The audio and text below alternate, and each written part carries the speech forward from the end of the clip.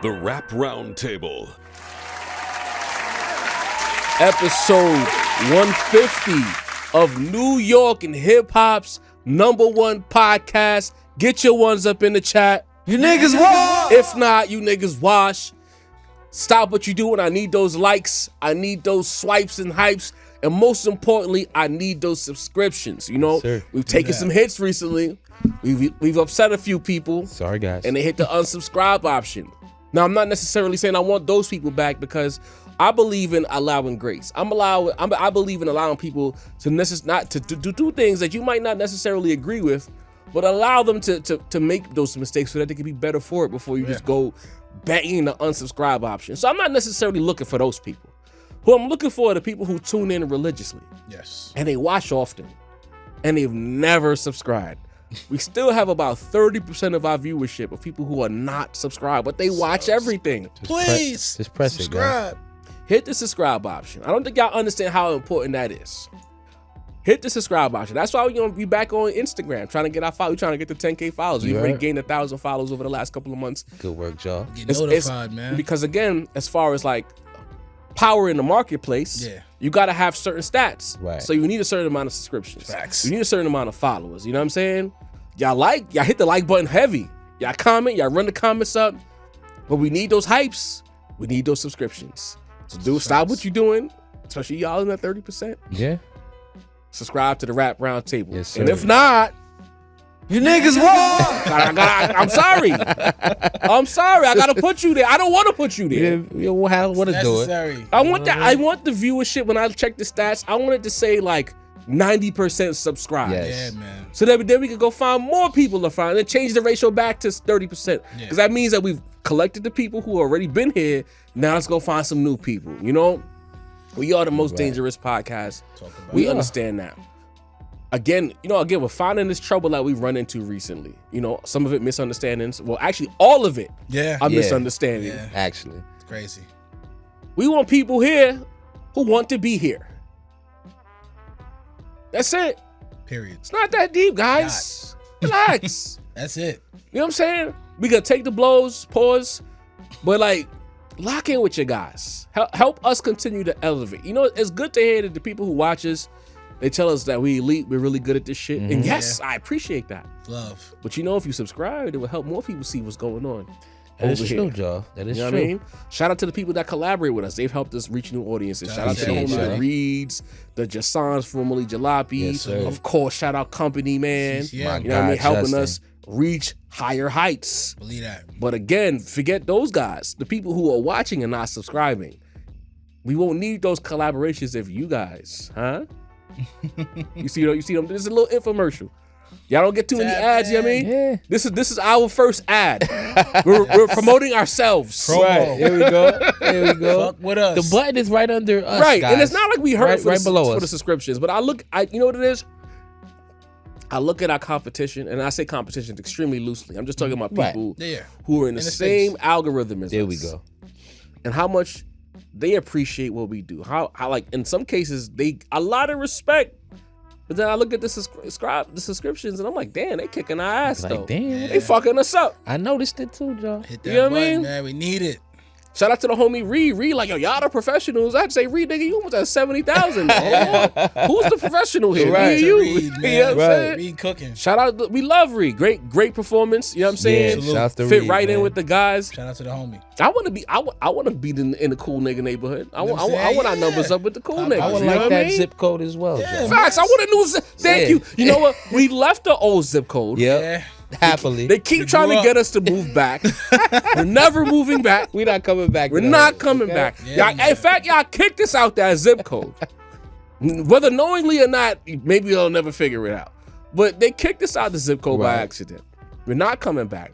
I want to be in that zip code. Like, I want certified. Yeah, man. Because Certified, the quality of the show says that we already there. Yeah. But them numbers got to support it, though. When they That's do it. the census got to support. You know And what I mean? y'all already watching. Y'all fuck with us. So hit the like, hit the subscribe, swipe, What we hype, talking about? tell a That's it. friend. Y'all to know we tell a consistent. friend. Y'all know we pulling up. Shimon. Y'all know that. Maybe a fact. 8:55 sometimes, or you know what I'm saying.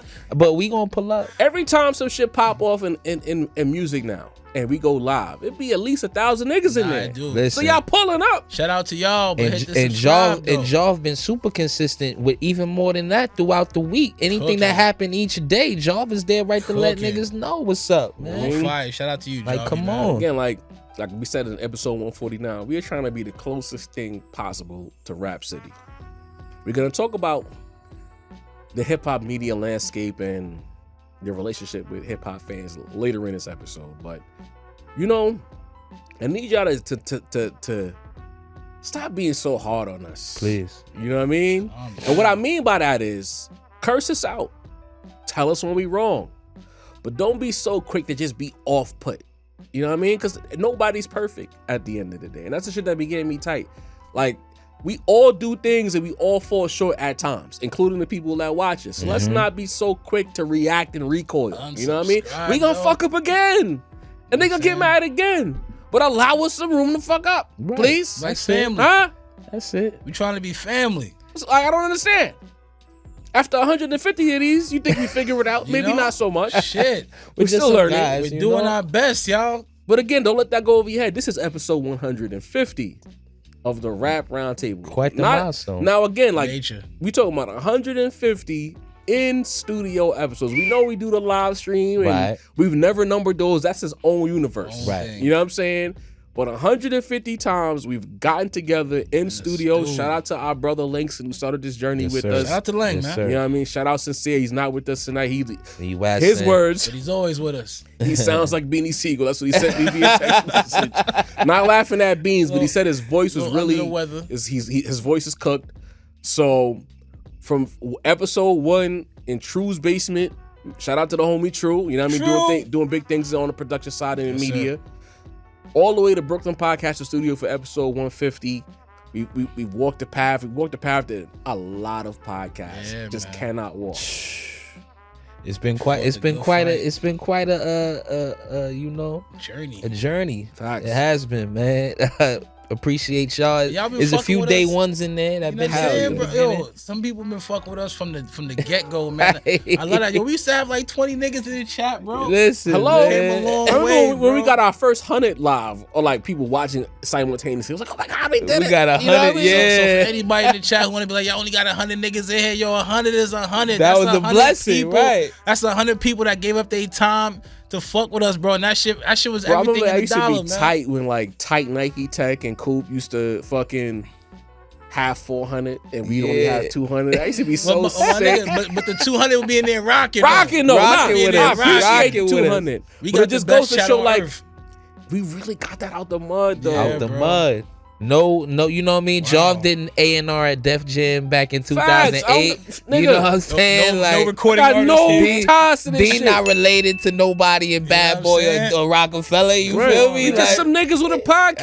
That's it. Some niggas with a podcast. That's it, man. I'm glad you made that point. Nothing against all of the quote lit pods with the former rappers, but to me, the former rappers should not even be in the same conversation as niggas like us independent creators, Super head start. because they have a right. You said it, Dean. Super head start. They already have real fans that's gonna follow them anywhere. So it's like So that don't count, guys. Every independent content creator, shout out to y'all. Shout out to y'all for walking the path. Shout out to although when we started the Rap Roundtable, we were completely ignorant of this space. I know Word. sometimes people try to say, "Oh, y'all wouldn't be here if it wasn't for Dead in Hip Hop." That's not necessarily true. I didn't know anything about a Dead in Hip Hop. I was not familiar. If shout out to anybody, those guys. Masito Salute. was probably the only one who was familiar. Masito wasn't on the original cast. You know what I mean? Right. We ain't know shit about those guys. You know what I'm saying? But what I give them credit for is the fact that they created this atmosphere where people would want to hear 4 niggas with no Facts. industry ties talk about rap. 4, 6, 12, whatever the number is. It was dope when they pulled up. Right. Without dope. those guys showing people like you don't gotta be industry connected to do some fly shit, maybe people don't give us a chance. Yeah.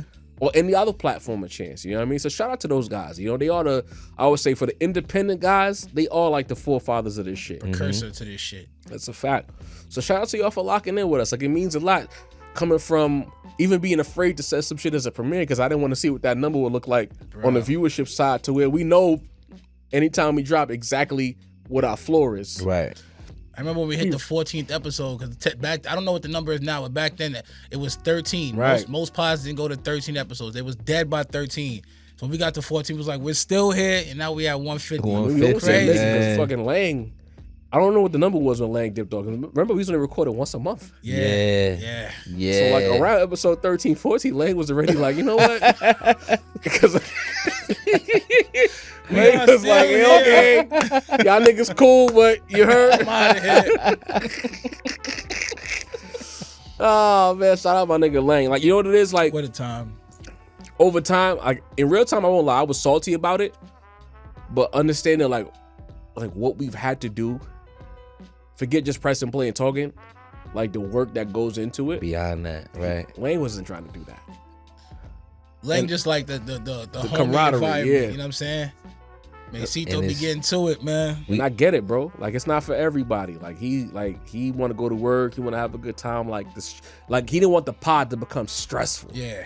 I didn't understand it in real time, but Real like work. looking back on it now, when we got to do like the pop-ins, the reactions, It was the his breaking escape. You know what I'm news. saying? Just to break, just Right. analyze the game in general. Sometimes they don't even be recording. It's Right. just checking the what's landscape. going Like, on. where do we go? Like, it's a lot of work. It's a lot It's of work. It a is. lot of fucking work. It So is. again, like I understand, I understand it now. You know what I mean? You had the vision for. I think he couldn't really like articulate it the way he wanted to. Yeah. But that's what he meant. Like he just wanted to come link with his guys and talk about rap.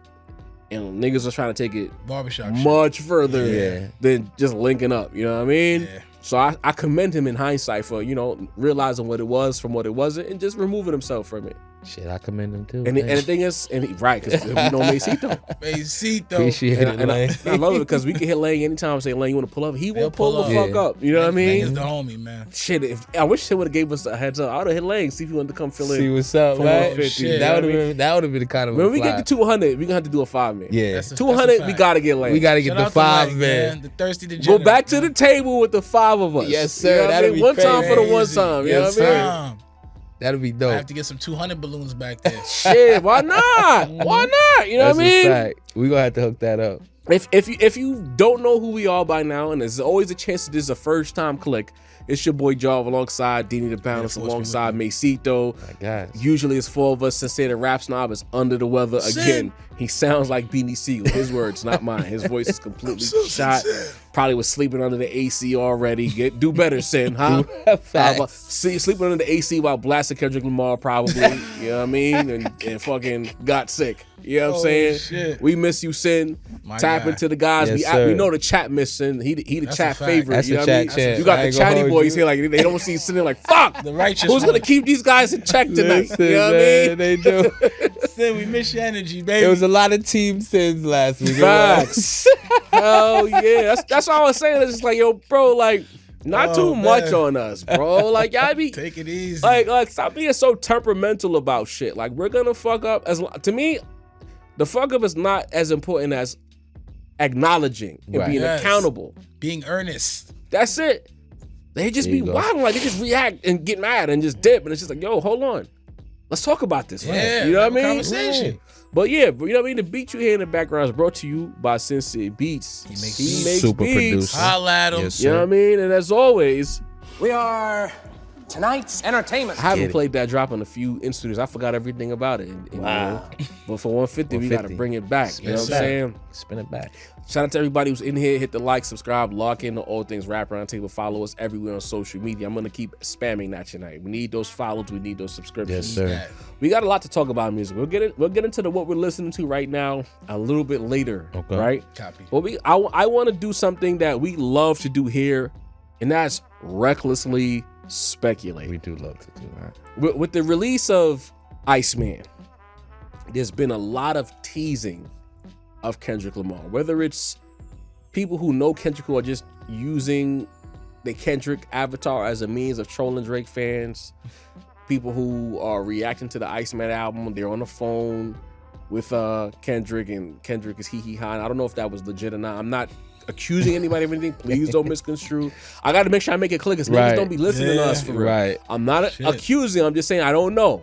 because I never heard Kendrick's voice in that video, so I don't know if he was just trolling. Because again, troll culture is very prevalent, and Drake fans are very fun to troll. Let's call it what it is. You know what I'm saying? The people with the ice, with the diamonds or the ice cubes in their names, those are the best people to troll on the internet because they're very emotional, they're very volatile. So I can understand if that was the case and he did do it, I'm on board with it. Let's be clear. You know what I mean? We see Dave Free back on Instagram. Right. It's been a lot of teasing Kendrick Lamar. Pause. Like there's a lot of, moving parts and ideas that maybe Kendrick is going to be dropping much sooner than we anticipate. But we're not here to talk about that. We don't know anybody at TDE or PG Lang. We're just not locked in like that. Right. But what we can do is wonder, what direction does Kendrick Lamar go in next? You think about his career, especially not necessarily his overground career, which is Section 80, right? We're going to say that's overground. He wasn't commercial yet. But his commercial career, he's followed a bit of a pattern. You know what I mean? You had Good Kid, Mad City, West Coast album, but it was commercially friendly, radio friendly. That's the word I'm looking for. Radio friendly project. Then we had To Pimp a Butterfly, not so much. Then we had Damn, super radio friendly. Then we got to Mr. Morale and the Big Steppers, not so much. They had not with To Pimp a Butterfly and Mr. Morale. I'm not saying that it wasn't radio friendly because it's clearly singles from both of those albums that did well. But the point of the album wasn't to chase radio or make extremely big records like Damn was, and maybe by happenstance Good Kid did. Then we had GNX, which was probably his most radio-friendly album ever. So based on that pattern, you would suggest that his next release is going to be not so much radio-friendly. I'm just talking about patterns here. So I asked Dini to balance first. And Sin is not here for me to ask. So you got to be the Sin avatar here. Mm-hmm. What do you think happens with Kendrick Lamar next album? Does he follow the pattern of radio-friendly, not so much radio-friendly? Or does he throw a curveball with this next project? Curveball. Okay, let's get into it. I know we act like numbers don't mean anything, but whenever anything happens with numbers, they mean something for some reason. So I assume he sees the landscape. He see what he just like. GNX is probably his least lyrical album out of everything. You know what I'm saying? And we've seen what it did, especially Catapult. That sounded crazy. Pause. Pre-pause, catapulted with the beef and everything. You know, catapult the beef is a little rough. I know, I had to. That's a little crazy. A little rough. You are speaking for Sin, right? Right? Yeah. Oh shit. We love you, Sin. Channeling Sin's Sin. the pause guard, bro. But nah, I think like he's looking at the landscape like, yo, like this guy just dropped. Say what you want about the Drake joint. It's a bunch of songs that people are kind of like vibing to. They're radio friendly songs. I think he might go tap back into hopefully the Damn bag, where he can still get lyrical but still give us some joints that you want to press play on. I don't think it's gonna be. I mean, unless I was right about what I said a few pods ago when I said the nigga might do the Juneteenth album, where that shit might get like super lyrical and super like deep with with the culture and everything like that. But I think right now, it's like, yo, like I'm still the guy that people want to see what my next move is, especially coming off of what Hov just did on the stage. It's like the world is clamoring for like hip hop news, hip hop motion. You get what I'm saying? He just comes out, drops something that's like, I don't want to say just a bop, but something that like a little more than a bop with some substance to it, basically. And I feel like the streets will be right back at it, bro. Like the fans are clamoring for this shit. This is Nas and Hov 2.0. You know what I'm saying? They want to see, I don't want to say war, but they want to see their guy. Because now Kendrick was the guy. Now Drake dropped the album. Now Drake is reformed back to being the guy again. I think they want to see if Kendrick will drop something. Oh, that's not. Are you saying that in the proverbial rap power rankings that Iceman plays Drake back number one? 613 albums, so bro, like you know what I'm saying? Talk about it. I'm just asking for clarity. I mean, like for a person that I'll review that over your paperwork. Then you're doing good, man. I'm just saying, people wanted to hear it for good or bad. Whether you wanted to hear it to judge it or you wanted to hear it to enjoy the music, you press play, and that's a big part of being successful. So I think Kendrick's gonna come out. I think he's gonna give us some tunes. I think he sees what he did with the tunes, bro. Definitely seen what he did with the tunes, you know what I mean? But like, what kind of tunes are we talking about, Dean? Like, is it gonna be more Luthers? Is he gonna try to compete directly and maintain that proverbial number one position alongside Iceman, or is he gonna try to up the ante? Keem is out here doing big things. So Keem is trying to change in the Sonics. Do you think Kendrick tries to do something to where he's trying to maybe change the sonical landscape of rap? I think so, but if it was up to me, obviously I don't control the individual, but if it was up to me, I would tell him, like, find a way to channel, like, Good Kid Damn. You know what I'm saying? Whatever you want to call it. Just those two albums, just the lyrical content and quality from that album with the sonical content from the Damn. There was still lyricism, but the lyricism on Good Kid is just, like, exceptional to me. So, like, a combination of both of those were, like I said, you're still mentally stimulated, because that's Kendrick's bag, obviously, but you still got tunes. You know what I'm saying? I think of Loyalty, like, wow. You know what I'm saying? I'm not saying make another Loyalty. I'm saying make another song that gives us the same feeling that Loyalty gave us. That we wanted to hit the play, that you wanted to go outside and listen to it on a booming speaker.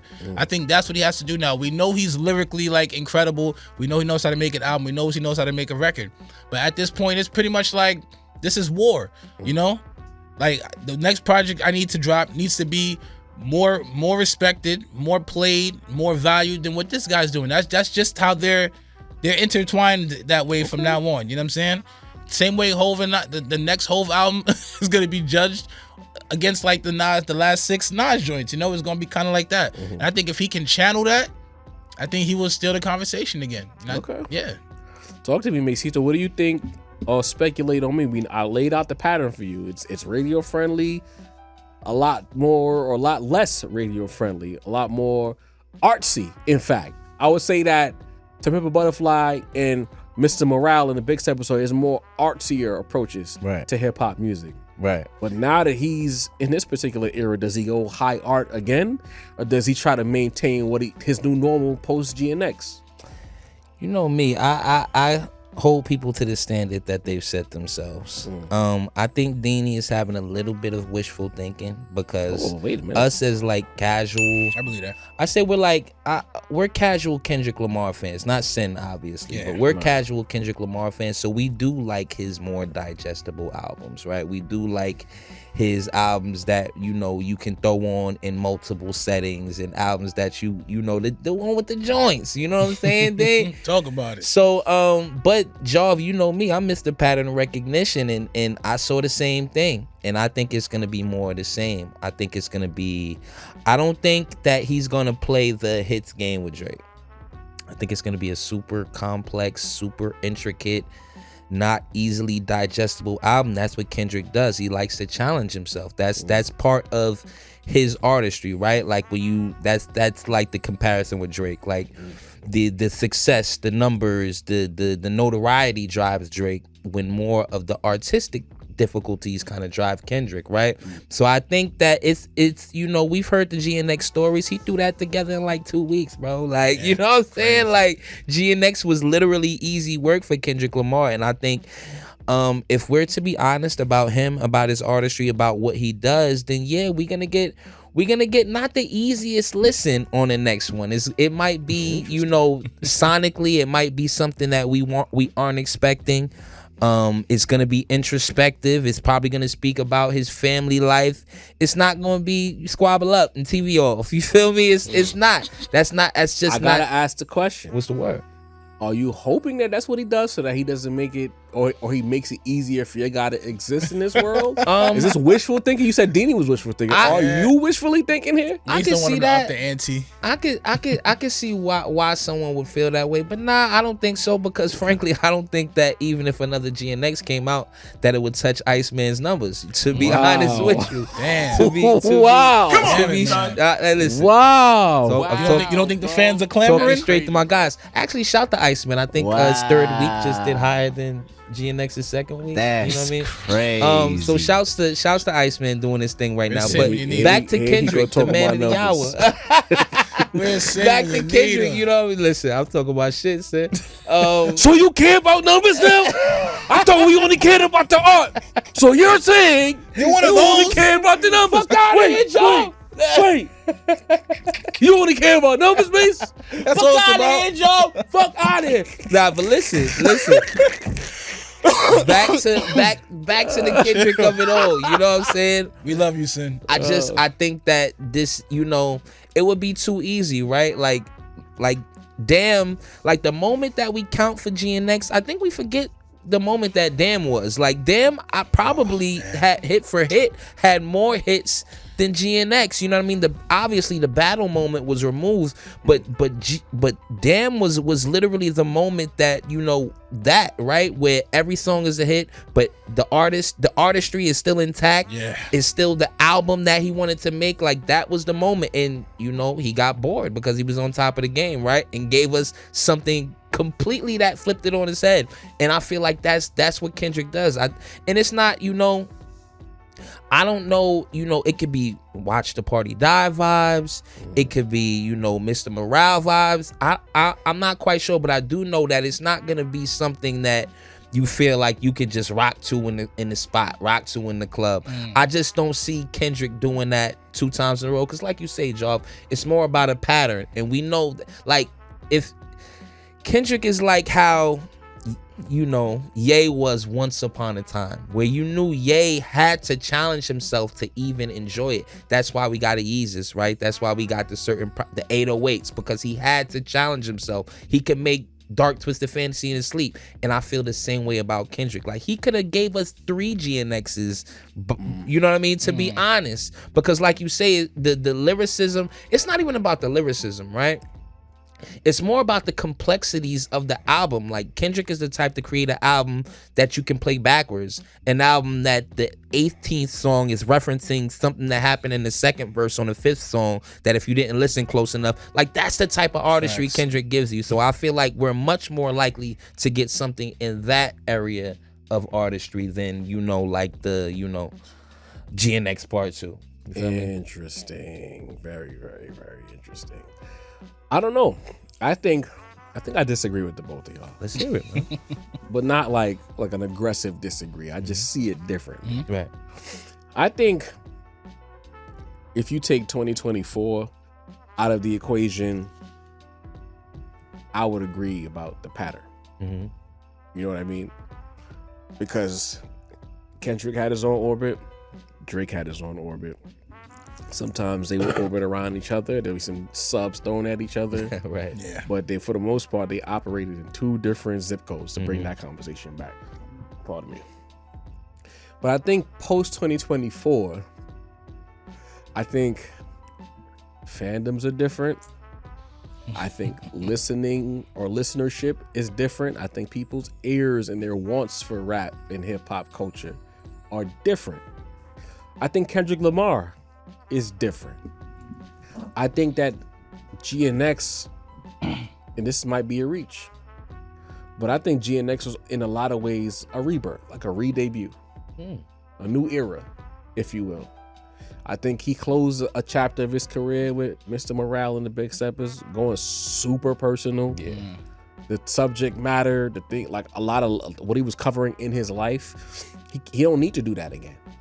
Like, where do you go from there? Yeah, because you'd be reheating old food at that point. To me, he gave damn near his all as far as like superior artistic personal raps. I think he did that with Mr. Morale and the Big Steppers. I don't think he needs to go back there anymore. But I do think that post battle, GNX was a representation of where he's trying to take this next. I'm not sure. This is me again. Please remember, I have to remind people, because again, you never know when they're what part of the stream they're pressing play at, and they don't know what we said previously. Again, I'm learning my lessons as we go along. We are recklessly speculating here. We're not speaking as people who know what's going on. We're speculating what could be the next thing for the Kendrick Lamar album. I think that he's in a new space where he wants to really solidify that position now. I think he's not a TDE artist anymore. It probably business-wise benefits him to do a little bit more on the radio side, because radio-friendly records means more streams, which means more success for the label. I'm just talking about business, people. But I also feel like he understands that in a universe that he's created, you know, where Drake can just come back outside and shebang you and pause and Janice you. You know what I mean? Yeah. There needs to be a counter. He can't just operate on his own accord, if you will. He has to make sure that there is a certain status quo, and he created that status quo after the beef. So I think that in a new normal, is it a G and X? Maybe not. I don't think he needs to do that again. But would I be surprised if he didn't go more in a damn direction this time around? I think, because the thing is, he's fully thoughtful. I saw an interview. DJ Head was interviewing YG. And YG was telling DJ Head that he got to a place of making music where he was just trying to fulfill his contract.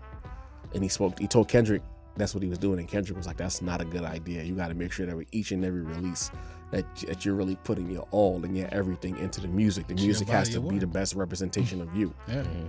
So we already know that's who Kendrick is. He, the whole Kobe Bryant line. He Mamba mentality. So we know everything is with thought. Everything is with purpose. Even if you want to say GNX was made in 2 weeks, maybe it was put together in 2 weeks, but I'm sure some of those songs had been recorded or the process of it had started a long time ago. Mm-hmm. You don't make it reincarnated in 2 weeks. I'm sorry. Yeah. Not to that level. Maybe you finish it off in 2 weeks, but trust me, that level, Man in the Garden, like that's real art, nigga. Mm-hmm. That people get caught up on the radio records from GNX. They don't some of the best album cuts of his career, right? On that album. It is, what I mean? Some real heat on there. That's why when niggas be fronting on GNX, I'm like, what album were y'all listening to? That's how I know y'all single listeners. Y'all wasn't pressing play front to back in these projects like we were. Like this, that album was filled with great shit. Peekaboo. To me, like what Kendrick did was like the old model. Remember like late 90s, early 2000s when you were a commercially viable rapper, but you wanted to make an album that hit hard and was really good, at least a full micer? Mm-hmm. That's what GNX sounded like to me. Where you had your smash hits, but then the album cuts was pain. You're like, whoa, this album's really good. 4.5, maybe 5. Who knows? Like a combination of like Good Kid and Damn. Like you got the lyricism, you still got the sonical. I don't know if he's going Good Kid. I think he's gonna go. I think because in this post world where you have a Drake that has proven that he's not going anywhere, and we want a world where it could be dominated by actual hip hop, I think it's gonna be more Damn GNX than Good Kid and Damn. I think that and with Drake's, with that really terrible single, trying to like split up the West Coast and how that's created a lot of conversations with Oakland and LA, and how we're seeing regionality really be a thing in hip hop again. I don't think he can just go away from making West Coast adjacent music or West Coast heavy, not adjacent, West Coast heavy music. GNX was a West Coast album. Yeah. He can't just go back to what he was doing previously. He gotta sound, the album gotta sound like LA, or it gotta sound like the West Coast. Gotta have some cuts like that. Don't gotta be every cut like GNX, like 98% of the album was just a West Coast album. I think it'll be like 85%. I think this is where we are. Like for me, I'm looking at it like this is the new normal. It started in 2024. Drake finally, it took him fucking forever. Sorry, Mase. Okay, man, but he kinda. And not even fully. He kind of found his footing with Iceman. We're not gonna talk about them other two because it ain't good. Yeah. You know what I mean? Even the ladies, some of the ladies, like they're real staunch Drake fans, are trying to force Habibti and Maid of Honor. But even the ladies are not talking about this project. They're talking about Shebang. Yeah. When I open my social media, and again, I know y'all don't like it, but when I open my social media and I go on a woman's page like of a certain age who's kind of mixy, I look for the song choice. When they post their stories, when they post their IG posts. And Shebang getting a lot of love. I gotta call it what it is. It's not even Janice. Shebang is getting the love on the socials. Shebang, man. And these are not people who are industry connected people. These are just random person with like 780 followers. So just listening to tunes. Right, just listening to tunes. On the IG. So in that world, I'd look at Kenny and I'm like, Kenny, like, nah. Kenny can't get Drake out of here, but he can make it difficult. Make it like to where like you can't be that guy anymore. You're not the sun, as I mentioned maybe 2 episodes ago. You are no longer the sun. You're a big planet. You have great gravitational pull. But when I come outside, I am the sun. I orbit. And I think that's what's going to be expected with this project. I'm recklessly speculating that he's never going to go back to the super artsy, very specific album. He's going to always be somewhere that's closer to radio friendly, West Coast heavy music than ever before, because it's necessary in this space. Because what he does will never be cop out radio bullshit like, Aubrey does from time to time. Because to me, Kendrick's flow is art. Everything is artful. Like, I mean, all right, you know, people like to make fun of like peekaboo and the bing bop boom bop bam, like, you know what I mean? Yeah. But it's like, why? But it's like, why are we looking at that as bars? Like, the song was a fun song. The name of the song is Peekaboo. It's the same way they do the same thing with Shebang, though. You know what I'm saying? Right. I don't do that with Shebang. The same way I don't do that with people Peekaboo. do. They call it a nursery rhyme song.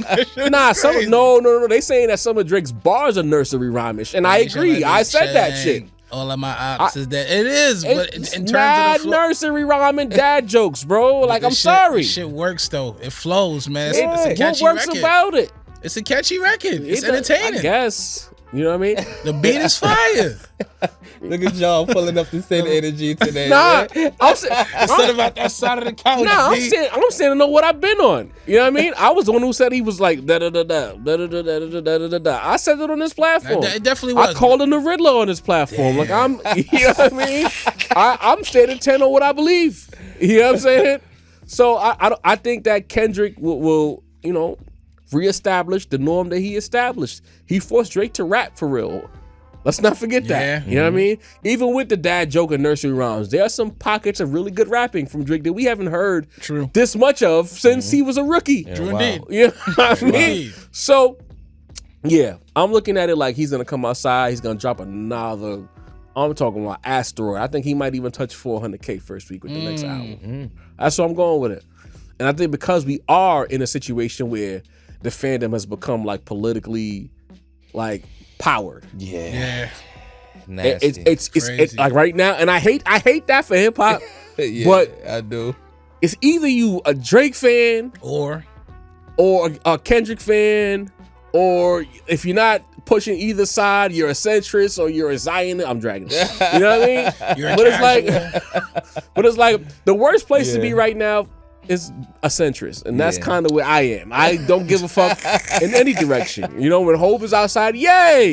Yeah. Schoolboy, yay! Pusha T, Clips, yay! Yeah. I don't give a fuck about these guys. Like, not in the sense of I'm not living and dying with them. I'm gonna listen to the music, and I'm gonna like what I like. And more recently than not, it's been Kendrick's tunes has been moving me in a certain direction. Kendrick dropped an album that I really liked in GNX. I don't think I love Iceman is decent for me at best. You know, I like Scary Hours 3 was the last thing that I liked from Drake that I liked a lot. Before that, it was Her Loss. So I'm fair. Like, if for me, it's either good or it ain't good. I don't got a dog in the fight. You know what I mean? But I do look at this landscape and I fully expect Kendrick to drop another crater level asteroid, big asteroid with the next album. Because not only because it's the new normal, but because in this competition that has not died yet, he has to. That's where I'm at with it. Recklessly speculating. Hit the like button. Hit the subscribe option. I'll be reading the comments. I'll see what you guys have to say. Yeah. You know what I mean? I'm interested to hear what y'all got to say, but I think that's a necessary play. Let's get to the next topic, Yeah, though. I'm with it. I like Subscribe. We're trying to get to 25,000 Do that. subscribers. Stop Good shit. unsubscribing because you got mad at us, but you're still gonna watch. Like, why unsubscribe if you're gonna still watch? Just fuck with us. Just fuck with us. Oh man. Please. Subscribe. Get us to 25,000 subscribers. We're trying to be on Read Block and Company Man Block down. Company Man is in the boonies though. He's cooking. Yeah. damn near $500,000. You Shout know out what I to mean? Just, Shout out man. to Expensive Justin. real estate. Doing I'd like to be. major I'd like things. to be like on the outskirts of his residence, but we can't get there if y'all don't subscribe. You know what I mean? Help us out, please. Speaking of the hip hop media and things of that nature, like and the politicizing of fan bases, Right. I think that there's a really big disconnect between hip hop media and the fans. You know? But I blame, quote, hip hop media, because I don't think academics is hip hop media. He'll say he's hip hop media, but I don't know if Ag is hip hop. To me, Ag, some of the things Ag say is just like, are you a grifter? No disrespect. I don't want Ag to, I don't really want no problems with Ag. And I'm not talking about physical problems. Shout I don't want out no to Ag, want no internet problems with academics. Because the internet's better than I ever could. Ag I don't is a have the time to savage. internet the way academics internets ever. Shout out to Act, man. But I feel like at times that Ack is a grifter when it comes to this hip hop shit. I think he picked it up along the way and it was a thing that worked, and then he the Chicago shit, he got a voice, and then he just smartly turned that voice into you know, a grift, a play. Because when he doesn't know, there's some of the historical shit that he should know. He's not, he act like to play like he's 24. Act is closer to fucking my age. Yeah. So, and granted, he came to the country as a teenager, so I'll give him a little bit of grace for that. But again, as a Caribbean person myself, and Deanie as well, we have cousins that came up to the country in their teen years, and they know hip-hop. They know they shit. Talk. They did the knowledge. Act be saying shit that just let me know you never did the knowledge. When niggas was outside playing Dipset and Rockefeller shit and Nas and 50, you was listening to Vibes Cartel and Mavado. You was not listening to rap. I doing ya. Lady Sauce, so on, Bounty Killer, Beanie Man, Mavado. Elephant Man. The list goes on. You know what I mean? He wasn't listening to rap, and I think he's done a job in creating that schism between the hip hop fan and hip hop media. There's a lot of distrust. There's also fans who only want to hear what they want to hear. They're not listening to the entire landscape and building opinions based on that. They just want to hear what they want to hear. And if you're not saying what they want to hear, they're not fucking with you. Do you think that the relationship, because I remember when we was growing up, you had your sources, your Jet magazines that had their little hip hop sections. What was the other one? Double XL. You had there was the one I used to have when we was in middle school. Which was the magazine that had like the little collages and of like different R&B groups and rap groups? Word Up. Word Up.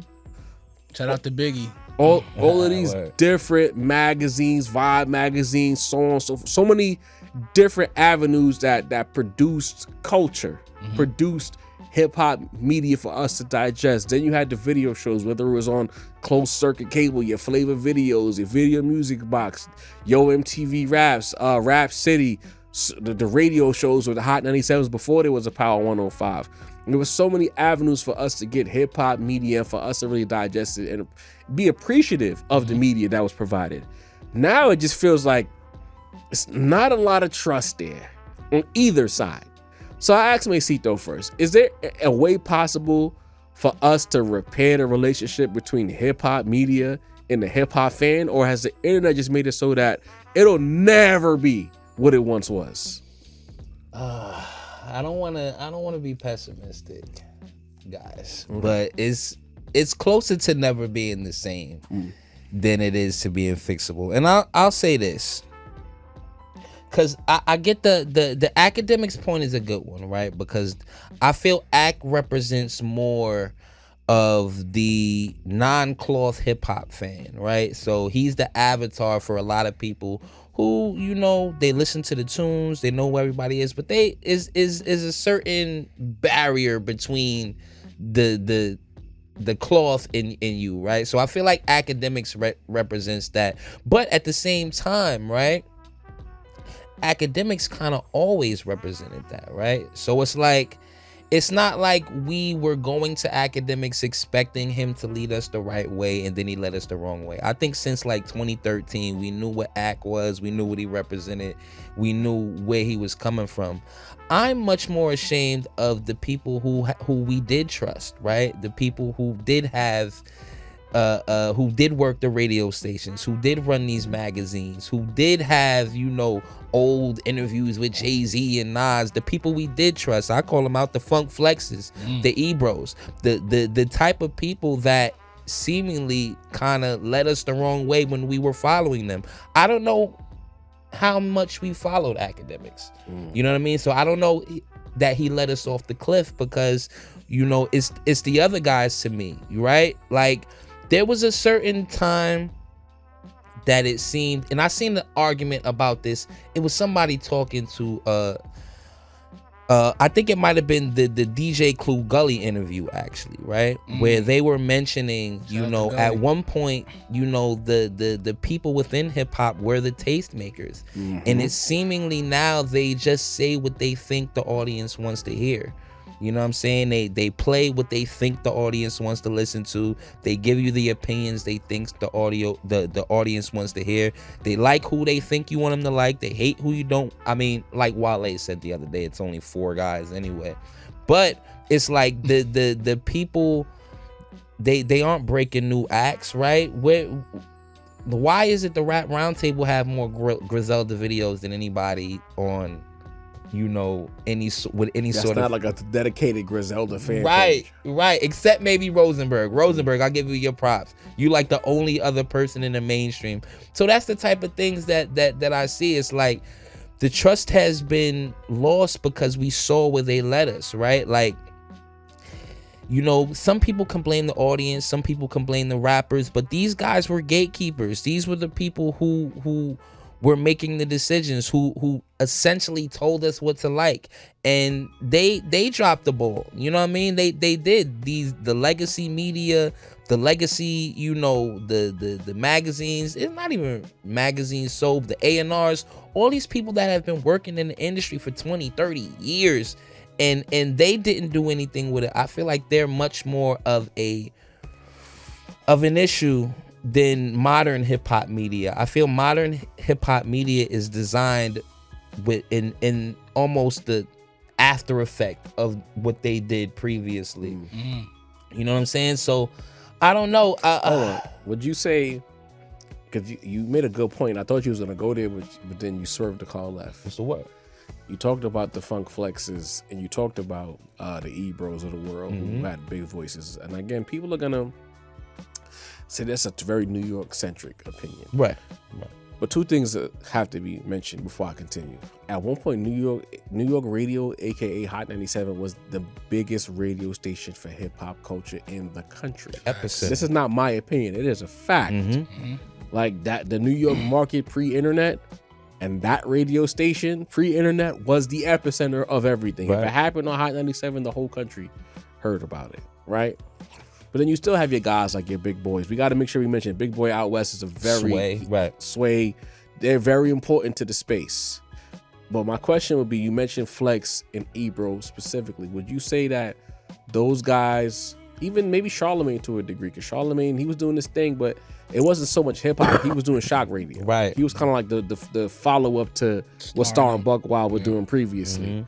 Would you say that those guys and who they were and who they weren't directly played the role in allowing our academics to come into power?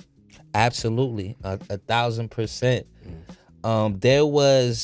There's gatekeeping energy, right? And then there's like bully energy. And it seemed like the old heads for a lot of years kind of rejected everything new, right? So academics came up as some sort of semi-people's champ. Now it gets weird, right? Because you have, just like you say, if you're a certain level of hip hop, you see academics immediately and know what it is.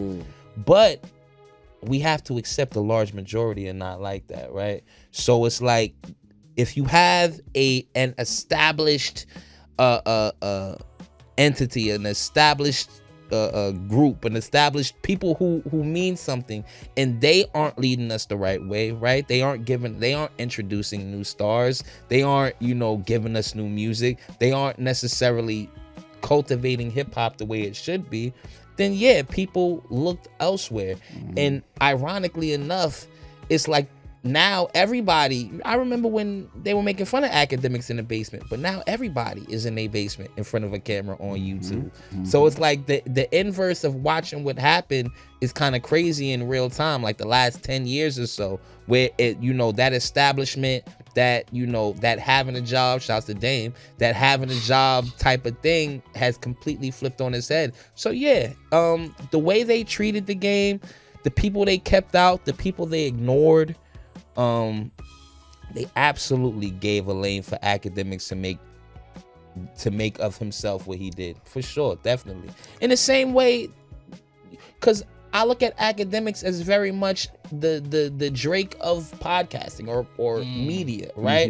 Where it's like you mentioned, like it's not hip hop, but everybody that, if it's something that happened in hip hop, you're gonna go to act, but you're not thinking of act as hip hop, right? It's the same thing with Drake. Like, it's like you can argue whether it's hip hop or not, but we're all gonna go listen to it, right? So academics, clearly to a certain level of us, is not all the way there, but he looks enough like it for the large majority who don't know about it to actually think that's the real deal. I would get to that in a second. But Dini, like, what are your thoughts? Do you think that the relationship between hip hop media and hip hop fans can be repaired, or this is just what it is due to the digitization and the internet of it all? I think it could be repaired. It's just you can't go to everybody. You know what I'm saying? Like, the game is fucked up for a lot of reasons. A lot of people took a lot of cash from all different types of entities and stopped caring about the game. A lot of niggas don't really love hip hop. A lot of niggas really kind of utilize hip hop. It's something for niggas to talk about and get a check and build a fan base and build a community. For a lot of niggas, it's not a lot of niggas ain't historians. A lot of niggas don't love this shit. A lot of niggas ain't outside. You know what I'm saying? Don't listen to the music in deep terms, in terms of like outside of the big name artists, So I think all those things play a role. Like the niggas who love this shit, it just seems like they're not on ginormous platforms anymore. If you want to talk to the niggas who love this shit, you're gonna have to come down to the more small, you gotta come to the ghetto, to the more niche platform. Shout out to Wale, you know what I'm saying? He was talking about niggas talking about the same 4 people. I'm like, yeah, because you listening probably to the same 4 niggas. You know what I'm saying? I'm gonna come clean, doing the same thing they doing. Dini, I'm gonna come clean. What's up? We saying that, but we didn't review Wale's album. So. We didn't, but me and Mase, he would shoot at us right away. But me and Mase said it was good though. Yeah, we You did. And me and Mase said there was some joints like that were actually like almost some album of the year contenders, But like our fan base typically is not Wale has. There was some people in the chat like, yo, shout out to Wale. He was like, yeah, he did his thing, but we didn't. I mean, he will feel away. But we didn't review Rock Marcy albums. We didn't review Rome Streets albums. Quite a few fucking Ransom albums. Fucking Lupe Fiasco albums. So we cover a lot of ground. That's what I'm like. You go into fast food spots trying to get a home cooked meal, bro. You know what I'm saying? You got to come to the dirt. You got to tap into niggas like the Rap Roundtable, the Company Men's, you know what I'm saying? You got to tap into those niggas, the Reeds, the niggas that's kind of like on the ground, like really loving this shit, really tapping in, really talking to other niggas who love this shit. It's not just, we just love, see a lot of niggas today, they don't love hip hop. They love a nigga. You get what I'm saying? Yeah, like they might just love Drake, or they might just love, we talked about this a while ago. Some niggas just love Wu-Tang. I can't say you a fan of Wu-Tang, a fan of hip hop because you just love Wu-Tang. That means you love a aspect of hip hop. You love a group of hip hop, but you don't get into the cut. You don't play the deepest shit. You don't go back and listen to the you know what I'm saying? Even like outside of the super popular Wu-Tang albums, you don't go back and listen to Fish Scale, More Fish. Like niggas ain't going to listen to that. They going to listen to like Only Built for Cuban Links, 36 Chambers. A lot of niggas don't do the research and because a lot of times but they talk like they do. But research ain't respected the way it used to be. Back in the days, you was a nigga who knew your shit. You was respected when you walk in the room. It don't feel like that no more. It's not that there's no respect, but it was more like highly praised. Like this nigga know what the fuck he talking about. That's a lot of poser energy. That's why I always go back to the lyrics. I'm like, I know the lyrics to a lot of these shits because I played these shits 1,000 times. I listen to the music. That's why sometimes niggas tell me this is my favorite artist in the world. I'm like, give me what verse moved you? And niggas don't have no bars for me. I'm like, because this shit ain't move you like that. I could name 10 other artists right now. You give me 10 verses from this nigga because that artist moved you. Yeah. You know what I'm saying? I just feel like a lot of people are just really one-dimensional with this shit, bro. We really fuck with this shit from the ground up. Underground artists, mainstream artists, niggas that's been in the game, niggas that's just entering the game. Like we're coming from all levels with this shit.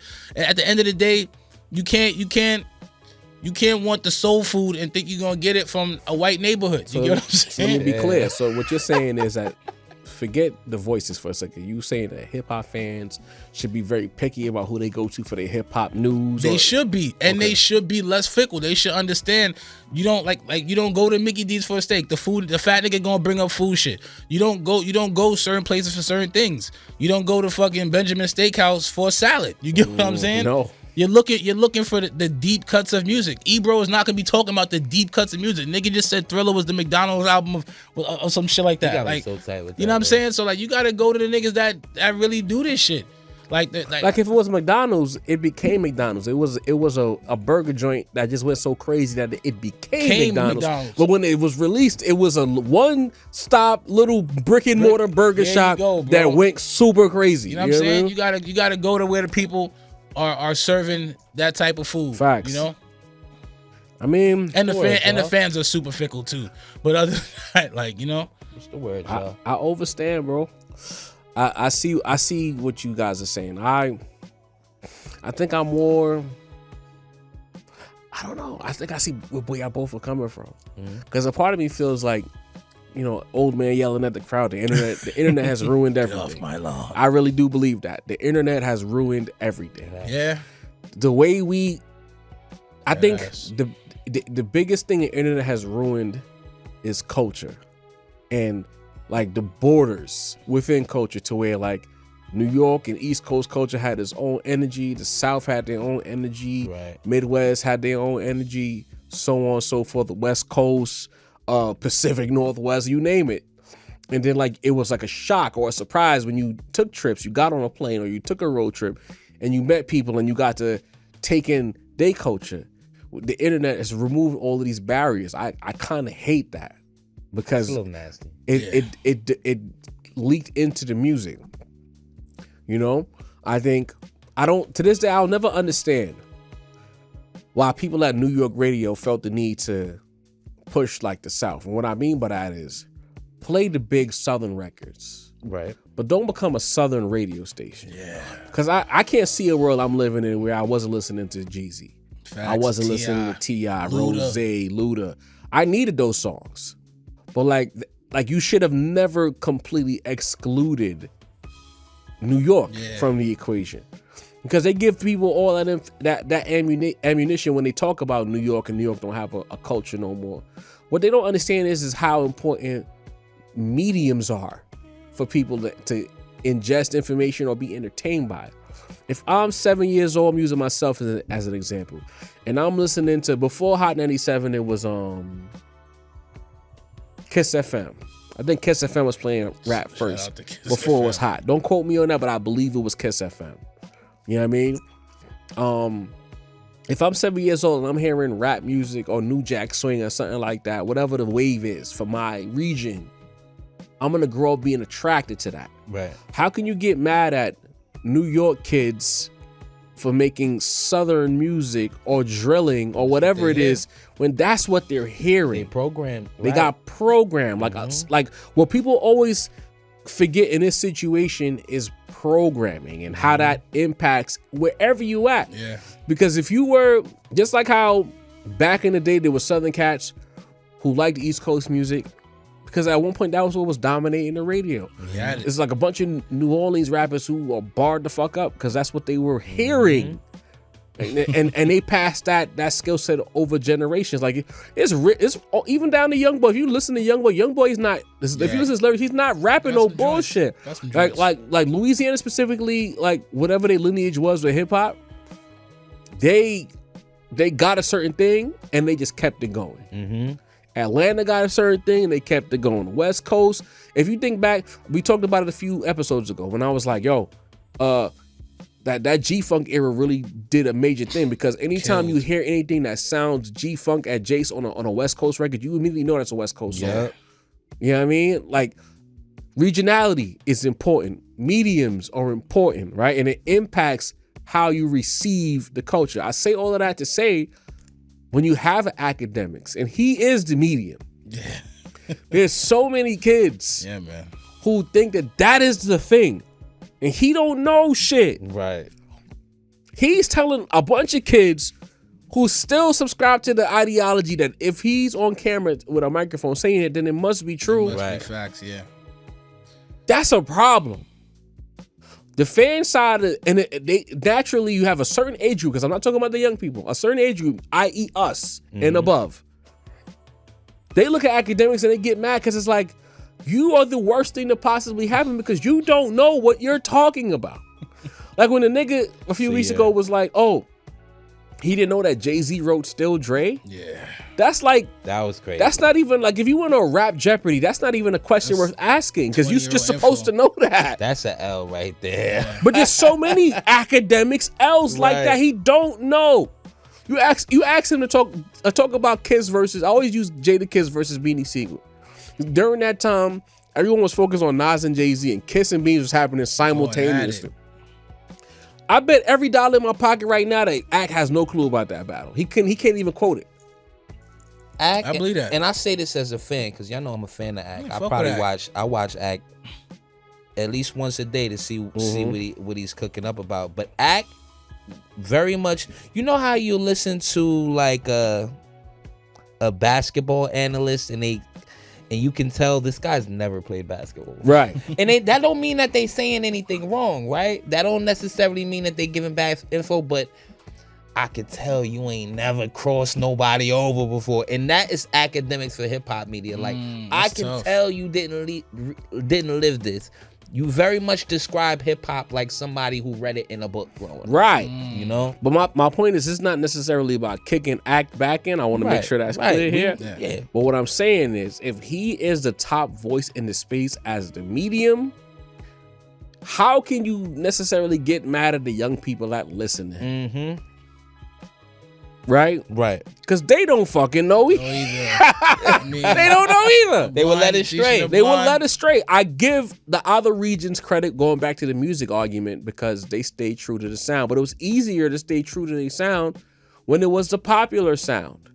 Once the South took over, it was easier for that to be the argument. But let's be clear, when New York was popping, Biggie and them niggas and Hove and them niggas and Pac and them niggas and Wu-Tang and them niggas, they were getting played in every big market, every small market across the country. This is not my opinion, it's facts. Like, that's another thing. Like, y'all have to start doing the knowledge. Don't come in here like arguing with niggas. Do your research. Please do your research. Just don't say stuff to argue. I know there's always gonna be niggas who want to troll because they hate their life and they're gonna want to argue. I'm not talking to those guys. I'm talking about the people who actually care about the conversation.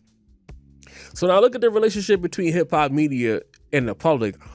I'm just not sure. I think much like rap, and I say there needs to be subgenres. I just think we just, and it's maybe what Deanie said. Like, yeah, maybe people just need to start knowing what they're getting into. Like, if me in my 40s, I'm not going to academics for information. Me in my 40s, I might podcast right now. I might go to the Company Man. I might listen to Culture United to see what they got going on. I might listen to Backfield. I know Backfield gets in trouble from time to time, but that's just two New York niggas. That's gonna happen. But I might listen to Backfield. Kiss and Joe got a lot better because before it was too many Fat Joe war stories. Now they in their pie bag. And of course I'm going to Button. Button's a pie father. I'm going there, like, without question. You know, say what you want about Rory and Maul and Maul's Drake affiliations, but those guys are industry connected people. They know what's going on. You cannot not listen to those guys. Don't let your hatred for Maul liking Drake get in the way of the fact that they are connected to two of the biggest rappers of all time. Directly. They know what's going on. You gotta listen to these guys. Right. You know what I mean? I also feel like fans need to really stop getting caught up in maybe like aesthetics so much. Like, do they know they stuff or not? Do they entertain you or not? Some guys be wanting to hear like they want to hear like tough guy shit in hip hop media. I don't know why that attracts certain people. And I say that like this. We got into it many moons ago with bro on Twitter. What's his name? Kiko. And part of it his fault, part of it our fault. But the niggas like, oh, y'all niggas is pussy and whatever, just wilding. And I'm like, going crazy. What the fuck that got to do with a podcast? Because I could understand that we was talking crazy on the pod and saying we'll beat the fuck out of whoever come up here. Come, well, like bro said, Hassan, let's go to the fucking police precinct and we could die right now and all of that. All we do is talk about rap. That's it, bro. So the nigga was like, oh, y'all niggas pussy. I hate they like certain niggas got a position or they got a voice with impact. I'm like, brother. Yeah. Like, right. That's my thing. Hold on, like, first of all, what does niggas being pussy gotta do? I'm not pussy. Let's be clear. I'll fight whoever. I might not win every fight, but I'll fight. You know what I mean? Yes, sir. You know what I'm saying? But it's like, what that gotta do with anything? Why do niggas need to be tough guy, fucking chew stick niggas? Like, do they know they shit or not? Right? That's not an attack against Kiko, but obviously Kiko, and not just him, but there's a lot of guys who they'd prefer to watch Yayo and Uncle Murder. Yeah. For some reason, they want that. Right. Shout out to them guys. That's why I say, like, Deanie makes his point that maybe everybody got to just stop focusing on what other niggas ain't. Mm-hmm. Go to the source and hold your sources accountable. When you go there and they talking about certain shit, make sure they saying the right things. Right. Make sure that they putting their best foot forward every time they press play on a podcast, because the Rap Roundtable ain't for everybody. Yeah. We just four niggas with a podcast. We don't have any industry ties. We've made industry friends along the way, but we have no ties. We just have opinions And a lot of We times try to entertain. we you know be what I'm right about a lot of shit before niggas. Sometimes we be a year ahead of niggas. Right. And we Sometimes don't longer get, than that. Yeah, we don't get the credit. Right. You know what I mean? But we know that because we just 4 regular niggas with jobs at podcasts, we not gonna connect to certain niggas. Same way like motherfucking a bag fuel might not connect to certain niggas or whatever the case may be. But just make sure that the listeners lock in. And to me, the listeners need to start doing a better job of listening. Cause it'd be like this, the internet has created this pool where everyone could jump into the pool. Yeah. It's not like before where it's like TV and radio back in the day. The only way you can hear from this person is if you called into the show. Right? The internet has made it so that I can just reach out and touch. I can leave an angry comment. I can say whatever. Right? That direct access has changed the game for better or worse.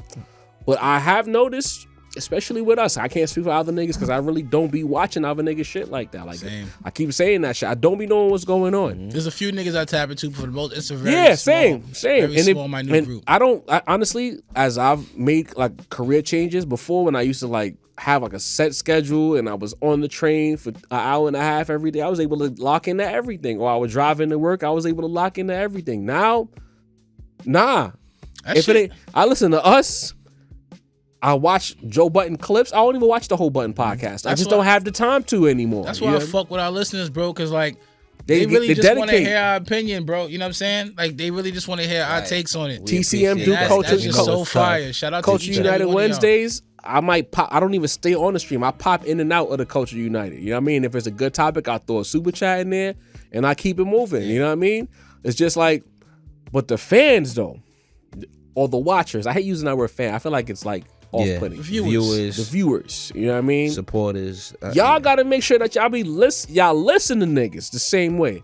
Cause it be the people who be, I notice this shit, the people who want the most accountability be the people who don't listen the best. They hear, and they don't even hear the whole sentence. They hear you say a word, they didn't hear the whole sentence, they didn't hear the context of what you meant it in, or they misidentify your context, create a whole new universe of something you didn't say, then they write the comment and accuse you of that shit. Right. And it's just like, bro, like did no you one even listen? No, like no one said that, no one suggested that, no one intimated that, and that's problematic too. Like if you're gonna hold the host to a certain level, get it right. You as a listener got to make sure you listening at a high level as well. Or another thing that they do, and this is important shit. If I say something to Dini or to Mase, and then they tell me that I said something I didn't say, they'll accuse me of saying something that I didn't say, I didn't verbalize it, but how they took it. Right. You took it some other way than told me that I said something that I didn't say. So now you have to explain something that you didn't even say. How you gotta make sure that you're really listening to niggas openly. Right. That's how this internet shit creates good balance. You gotta listen better. And you gotta hold your hosts to a certain level where they are orating better. You know what I mean? Right. Like we got into trouble with the last episode and it was like, oh, y'all niggas was A, B, C, and then D. And I'm like, yo, I lived it with y'all. I don't remember that because I know me. If anybody would have said something that even sounded like that, I would have jumped right in like, yo, hold on. Right. I let Mason D and Sin get into it because I'm like, I knew what the conversation was. I'm like, yeah, that's probably, they gonna have to just, Sin is bugging, Macito's here, let them have it out. You know what I'm saying? Let them move the furniture around and shit for a second. Cause it's like, I know what Mace said and I know what Sin thinks Mace said. So just let them move some furniture. I don't give a fuck. Cause it's good. It's good potting. That's how I looked at it. Right. Now, I did not expect the reaction that we got. Because at the top of the segment, it was made very clear. Sin said something and I said, yeah, that's weird. Off rip. And then two of y'all followed, agreed. Yes. Mind you, 2 years ago, in the middle of everything, we had like full-on segments about it. About how it was weird, right? So you just think it's just weird? Like niggas is on us. My thing is, and that's the thing, is it's like, as listeners, I know it's work. Right. Yeah. But maybe the same way you want to play gotcha with your host or hold hosts accountable, which is fair, right? Then you need to go back and do the knowledge. Tap in, listen. You gotta do the knowledge. You have to listen and make sure that In a lot of cases, especially podcasts like ours, which is a serial, if we're bringing up some old shit and we don't stay on it, it's because we already talked about it. We're not here to stop a timed podcast to not have to spend a half hour rehashing it. Yeah. If we just glossed over it, or you took it as we glossed over it, before you make accusations, go back to the real time of the event and make sure that we didn't cover it already. Tap in. And if you see that we covered it already, oh, bet. And that's why I've said it in the past many times. The Rap Roundtable is a serial. It's not episodic. So if we say something in passing and you're just a new whatever, like, oh, why did we just move past the Drake thing with the two whatever the fucks? It's because, boy, we kicked his back in so hard for that. We kicked the fuck out of him. Just gotta tune in. 183 weeks. And we didn't want to spend time on that particular portion of the conversation because we had another plan. Yeah. And then when we tell you that in the comment section, don't continue to argue about it. Just go back and find it. Simple as It's that. all there. Look for Simple it. as that. It's all documented. Do the knowledge. Listeners and hosts alike in hip hop culture going forward need to do the knowledge. And if you do the knowledge, you'll know maybe I shouldn't listen to that. Maybe I should tap into these guys. Maybe I shouldn't accuse hosts of saying things they didn't say. Maybe I should listen better. Doing the knowledge allows you to just be better informed. Yes. And I think hip hop media and hip hop fans will be better for it. That's today's lesson from the Rap Roundtable. Get him job. I'm just passing it along because I want shit to be. I just want shit to be good. You know what I mean? Nah, that you placed that correctly. We'll save the other topic for our later day. We got a couple things to get to before we get kicked out of here. Yeah.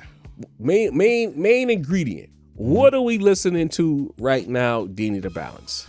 I'm still on the high of the Roots Picnic, man. It's been a lot of J. I ain't gonna cap, man. A lot of Reasonable, a lot of Volume 2, a lot of Volume 3, a lot of Blueprint, a lot of American Gangster.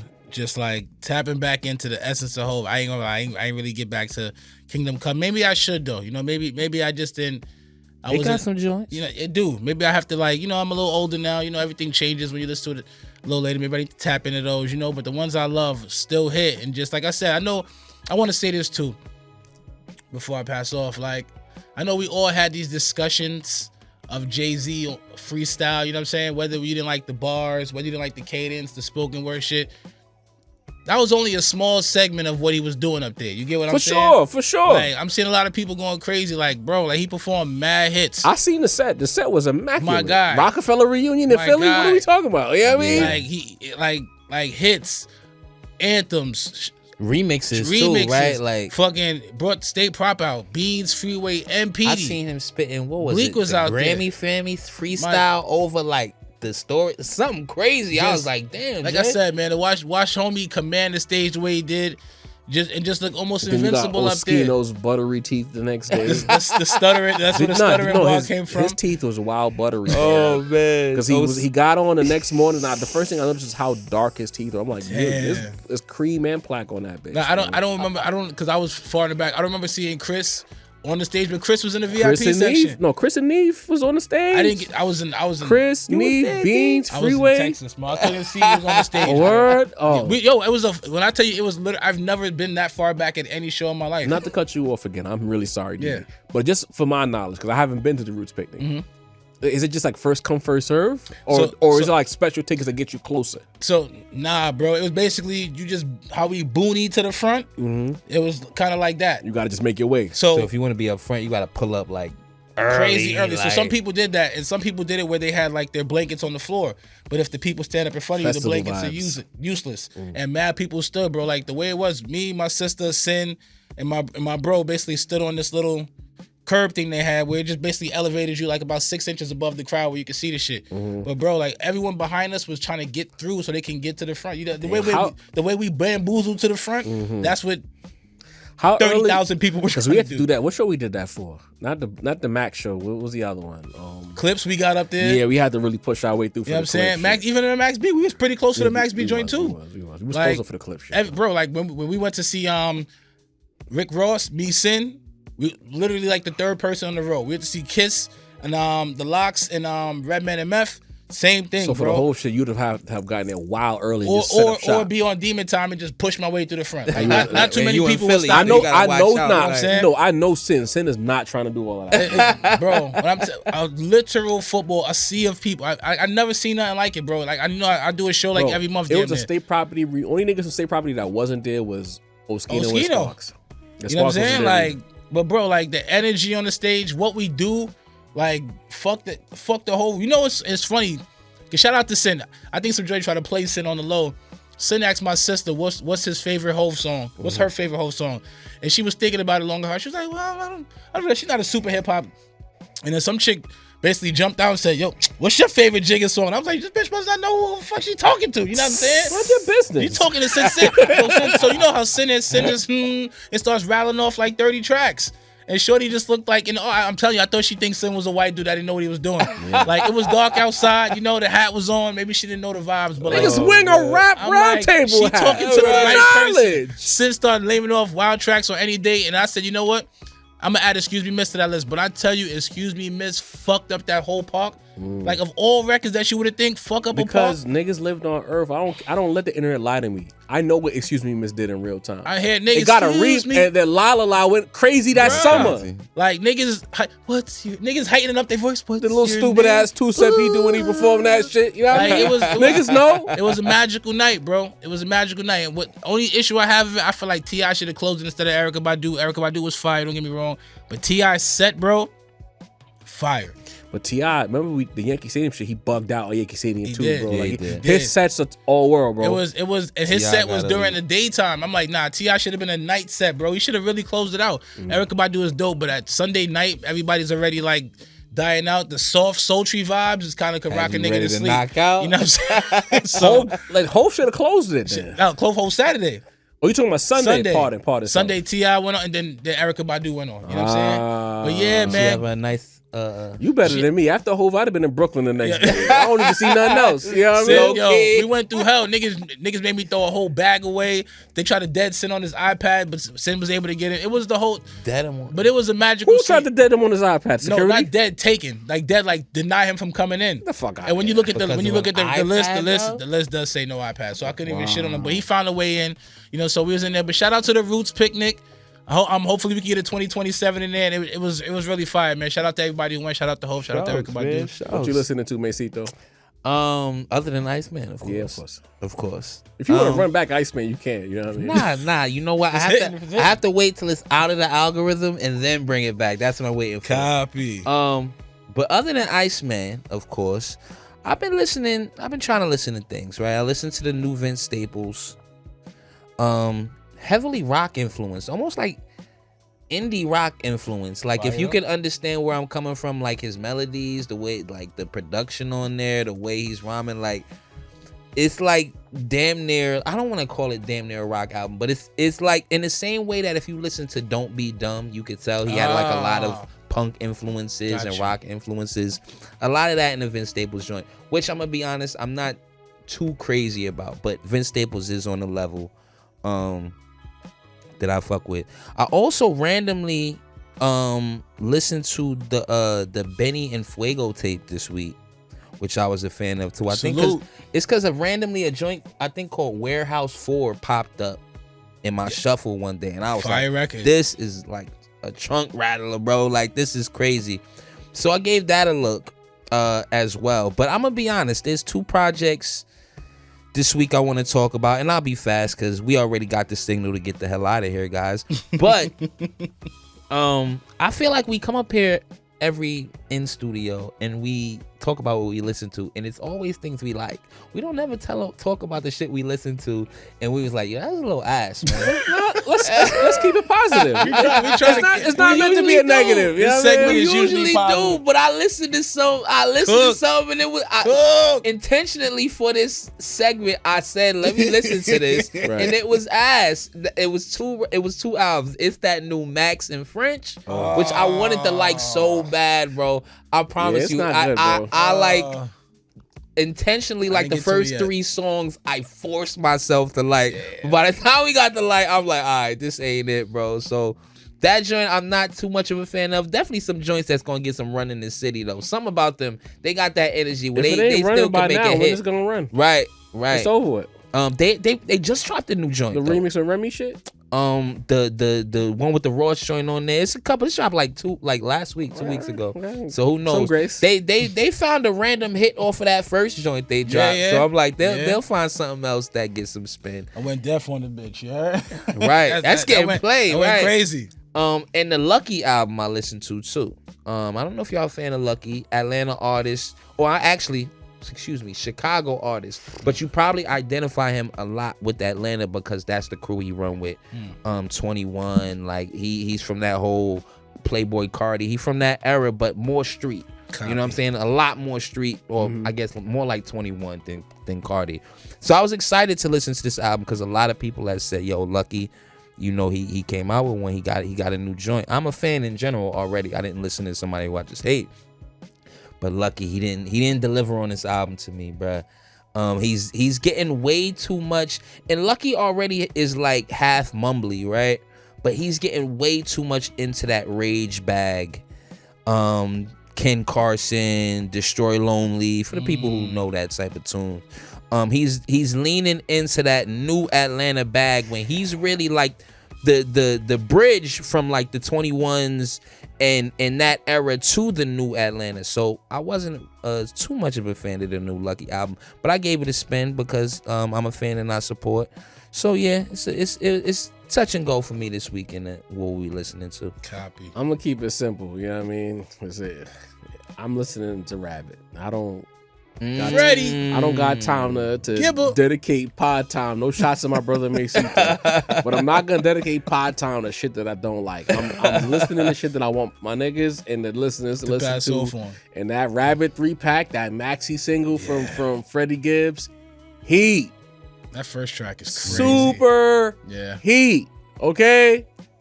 If you haven't heard Rabbit by now, bro, you know what I'm saying? Let me get to that real quick. If you're not tapping into Immigrants, Rabbit mode and action, like what are we doing? Immigrants is so fire. You know what I'm saying? Like, what are we talking about here? Like, and also, we got a guest later on that's coming up, and he's pretty fire. Absolutely. Mally V. Yes, sir. Better Left Unsaid. Tape dropped back 2024, but it's only old to him. It's new to us. It's new to you. Mally V pulling up pretty soon. It's tough. Yes, sir. Better Left Unsaid is a hard body of work. Great smooth production. Top tier lyricism. So those two projects right there, super listening to right now. Make sure you lock in. Justin's kicking this out. But we got to do a couple of more things. Justin got to let us live. Remember, he was fighting with the tripod. And then we had to pause for a second. Justin, you got to let us live for like a few more minutes. Couple more. Just a few. Mesita, can you speed run the young rap segment? Like, don't take 10 minutes. Make it like 3. You know what I mean? I'll speed run. I got you, fellas. It's episode 150, so I decided me and the fellas need to get chatty. Sin ain't here. Real quick, in the chatty section of hip hop. Yes. Big 30 just got released out of jail. Oh my. Wow. They saying Pooh Shiesty might get out next. Very interesting. What? Let's watch what's going. Yeah, I don't know what's going on. Wow. Shouts to them lawyers, bro. Jeez. But Big 30 is out, even though Gucci Man said, yeah, it was him. Big 30 is out. Wow. So maybe, I don't know, the photographer, Keisha Kaur, Gucci, you know what I mean? Upgrade the security in your front door because Big 30 is back out. Shouts to the A, Ratlanta. One of my favorite places to visit. This is gonna go well. A little bit more in the chatty section. Jarv, you touched on this a little bit in a video earlier this week that ran up. A little bit of weird business going on between Conway and Westside, and Conway and Griselda. To make them pay freestyle, y'all heard it. Elite MCing because Conway's one of the best MCs that's ever lived, period, in life. A little shady there. Talking about how he's getting taken out of the money, taken out of the deal. Mentioning of a dinner with Hov where even Jay was telling them, give your brother some. And Conway mentions at that moment, that was crazy, realizing, yo, he don't fuck with me like that. Very interesting there. We gonna follow. We gonna be back to it because we keep the underground. Yes, we don't just listen to the music. Your boy gets chatty with the over underground too. So we're gonna keep paying attention to that because it seemed like Conway really wants us to know what's going on here without infrastructure's crumbling, bro. crumbling. And I don't know what's going on with your boy Sauce Walker, y'all. Yo, I don't know. I heard about that. I don't know what's going on with your boy Sauce Walker. Death threats. But now all of a sudden, he was crashing out on the phone. Apparently Drake did the same thing he did to the other guys to him. He's talking about he want to get Drake smoked. Is apparently he's a pimp, but this is also his baby mother.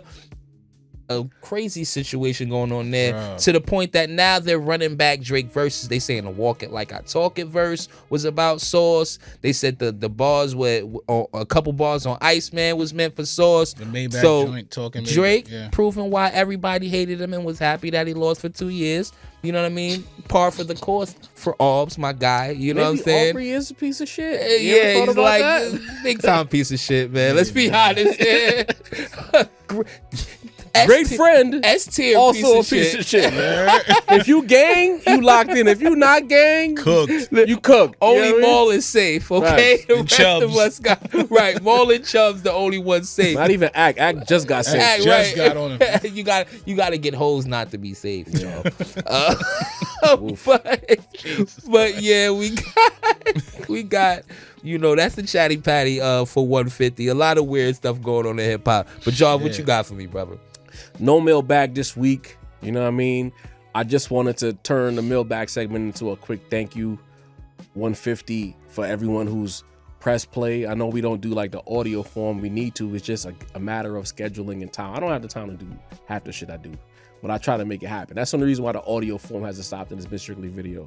But I'm promising you that at some point this year, I'm gonna get to, because I already got the shit set up to where I can just upload it. It's just a matter of making the time to upload 150 episodes. You know what I mean? Music, so I want to shout out to the people who log into the audio, because we were audio heavy at first before it became YouTube heavy. Let's call it what it is. Right. So shout out to all the day ones who've been listening, all the YouTubers who made us believe that we could really do this. Because I think once he started to take off on YouTube, that's when we started to believe that we could do this shit. Yeah. And then we started to dedicate even more time to the content and putting out material. So I wanted to spend that time, instead of doing a mailbag and reading messages from people, to all the people who press play week in, week out, especially the lives, and then they come back and they watch the in studios. Facts, they watch the quick pop-ins.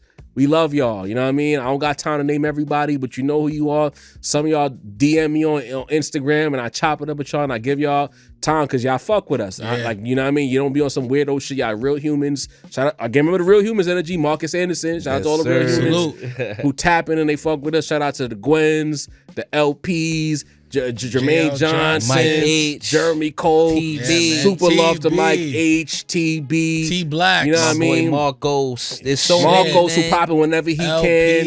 You know what I'm saying? Miss LB from way back when we don't see her no more. But Spence 88. You know what I mean? Shout out to all of those people who really was there locking Dre. in. There's so many. Shout out to y'all, all the collaborators along the way who wasn't on no weirdo shit that tried to y'all really didn't fuck with us, but y'all collaborated with us. So shout out to the love that we got from the real people that collaborated with us, not the people who were trying to keep us at bay, but at the same time do business with us for the clicks. Talk about it. Love to everybody who made this rap roundtable shit continue to grow. Continue to give us the motivation to do it, because this shit is work. We all got full-time jobs, plus families, plus personal life. And without y'all, we don't have the energy to want to do it. So instead of doing a mailbag, I wanted to say y'all a thank you for episode 150. Salute. And instead, sin is breaking my heart because we needed a lawn for 150. Yeah. I don't have a lawn, but I do have my segment, Leave Us Alone. What's the word? And it's going to be a combination of that and lead off our lawn. Boy. You know what I mean? So this person, he's somewhere in Buffalo. By way of Atlanta. First he's doing an interview with a platform that I don't remember, and he's talking about the boroughs not giving Buffalo niggas love, and still all the rap success you've had over the years, still complaining about the boroughs and the love you get or don't get. Benny the Butcher, like, come on, bro. Like, at the end of the day, you keep talking about the boroughs, but mad niggas inside the 5 boroughs love Griselda, supports Griselda. Also, if you don't understand New York City politics, it is hard for any rapper from any region, any city, any area code, any zip code to break through, especially a rapper within the 5 boroughs. So if you think it's hard for a nigga from the 5 boroughs to break through inside the 5 boroughs, what you think it's gonna be for a Buffalo nigga? Facts. Like this whole rhetoric of anti-New York City rhetoric, not understanding what goes on within the city. Like if you don't fully get it, you gotta Get off my lawn. you doing these platforms. It's not the first time he said it. Right. Like, bro, like it's hard out here. It's 8 million niggas, I think, in New York City. Don't help me. You know what I mean? Correct me if I'm wrong. But it's a lot of niggas here. It is difficult to break through. You know what I'm saying? And you think niggas in Buffalo or Rochester got issues with Funk Flex? Niggas in the 5 boroughs, Flex only playing if you lit. This is not a shot at Flex. I just know how Flex works. Right. If you popping, Flex can get you more popping. But Way if you more a nobody, you not making a record that's shaking the crowd, he's not playing it. You simple as that. It is what it is. You know what I'm for saying? 30 Like years. and the thing is, Flex ain't break Rockefeller. Rockefeller was Rockefeller. Yeah. If you look into these moments in time and saying that could be me, you gotta get popping first. Popping. And that's New York City as a whole. New York City got so much niggas with hustles and energy and shit going on. You gotta show niggas that you worth their time before they put energy into you. And that's just how it goes. Like, stop complaining about the 5 boroughs. It's difficult within the 5. If you fucking 9 miles away and 9 hours away in Buffalo, you gotta overstand, bro. You just because you good at rap don't make you exempt from skepticism. That's just how it goes. Furthermore, that's the law. But now Benny gotta leave us alone because brother,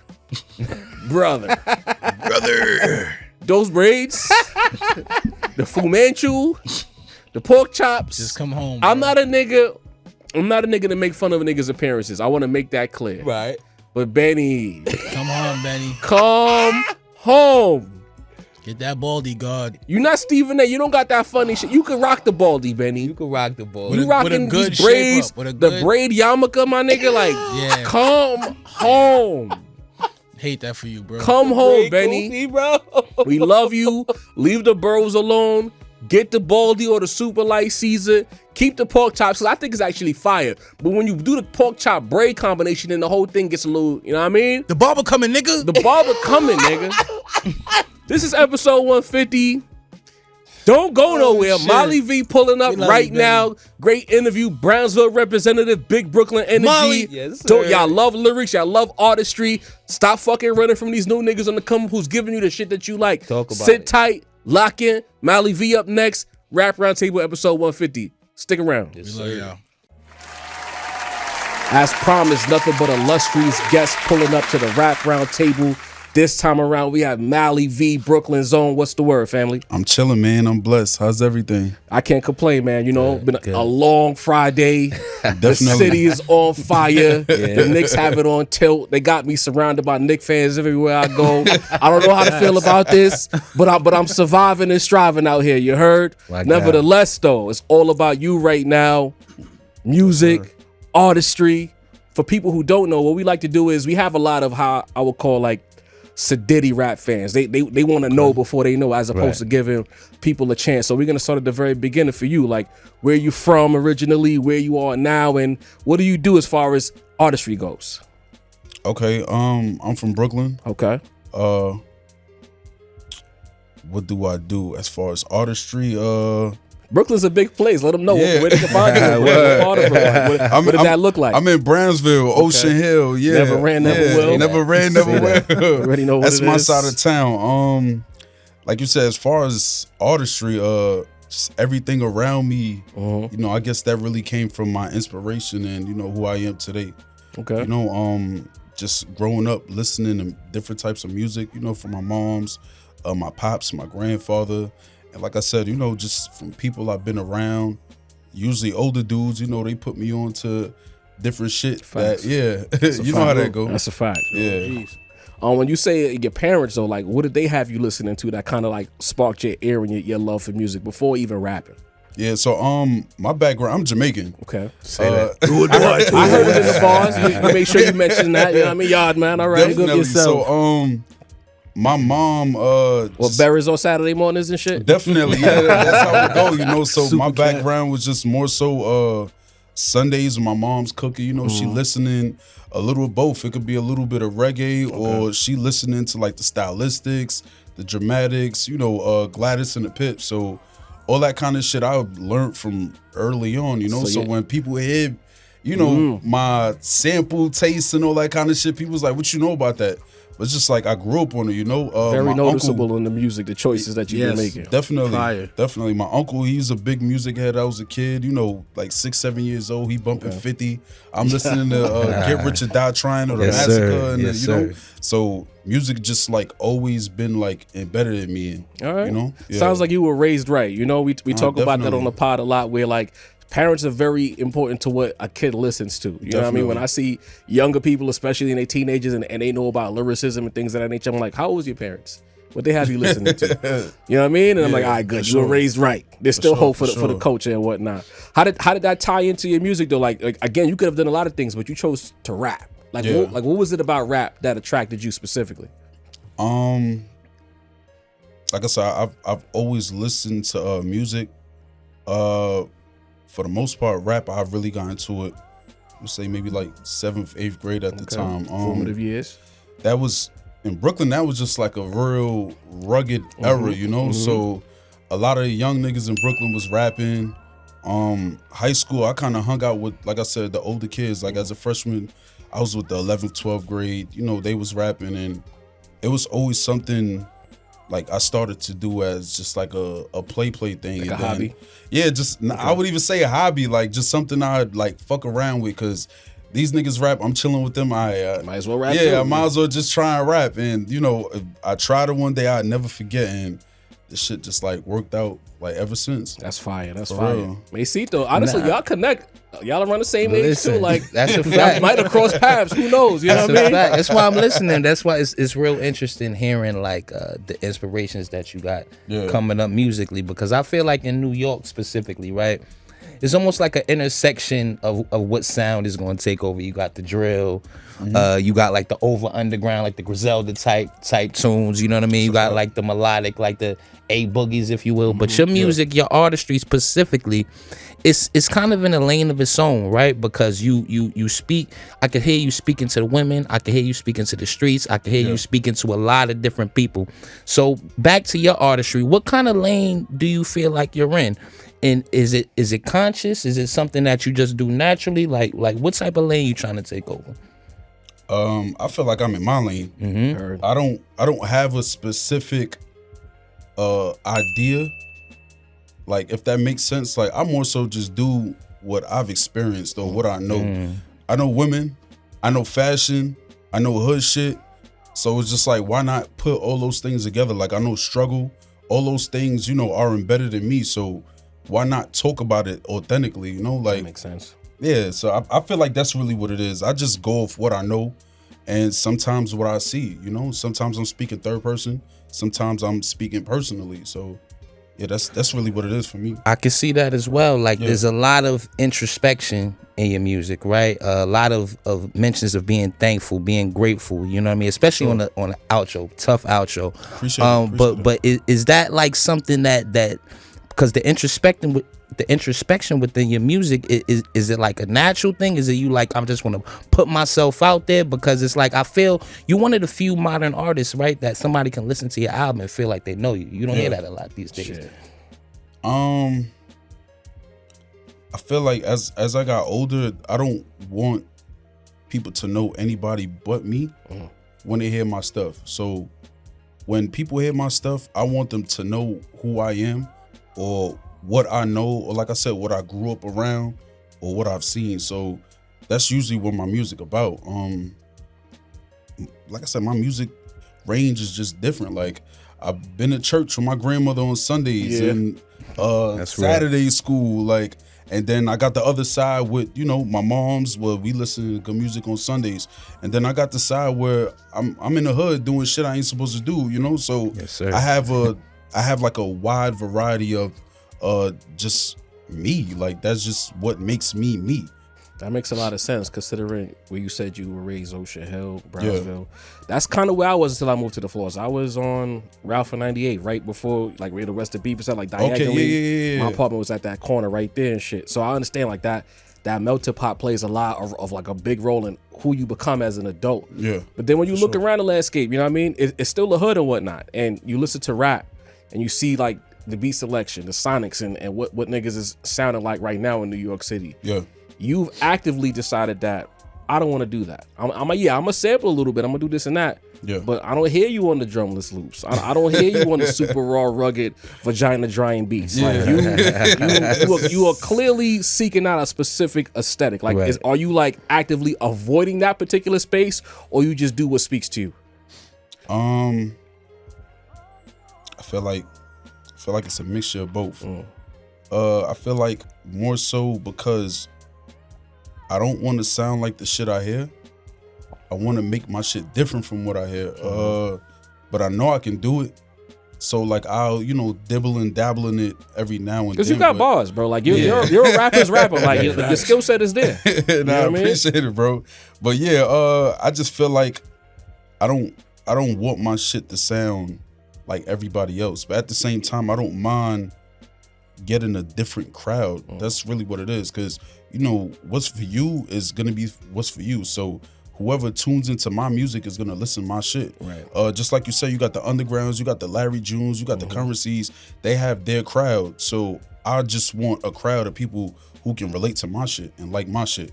So I don't really want to fall in the category of sounding like anybody else or even having a sound of anybody else. So I try my best to just make my shit as different as possible, but at the same time it's authentic because it's just me. I just do it a little different from everybody else. Is it also because you want to have some girls at your shows as well? You know what I mean? No, definitely. When we go to these shows, it be beer minds, beer white dudes and their beers. So it's clear that you want to have some females in attendance at your shows. Nah, definitely. I want a mixture. You feel me? I make hood shit. Like I Facts. make the trap shit, the 808 shit. But at the same time, I feel like women are the biggest consumers. So my producer told me, whoever you want to rap like, that's who you're gonna see in your audience.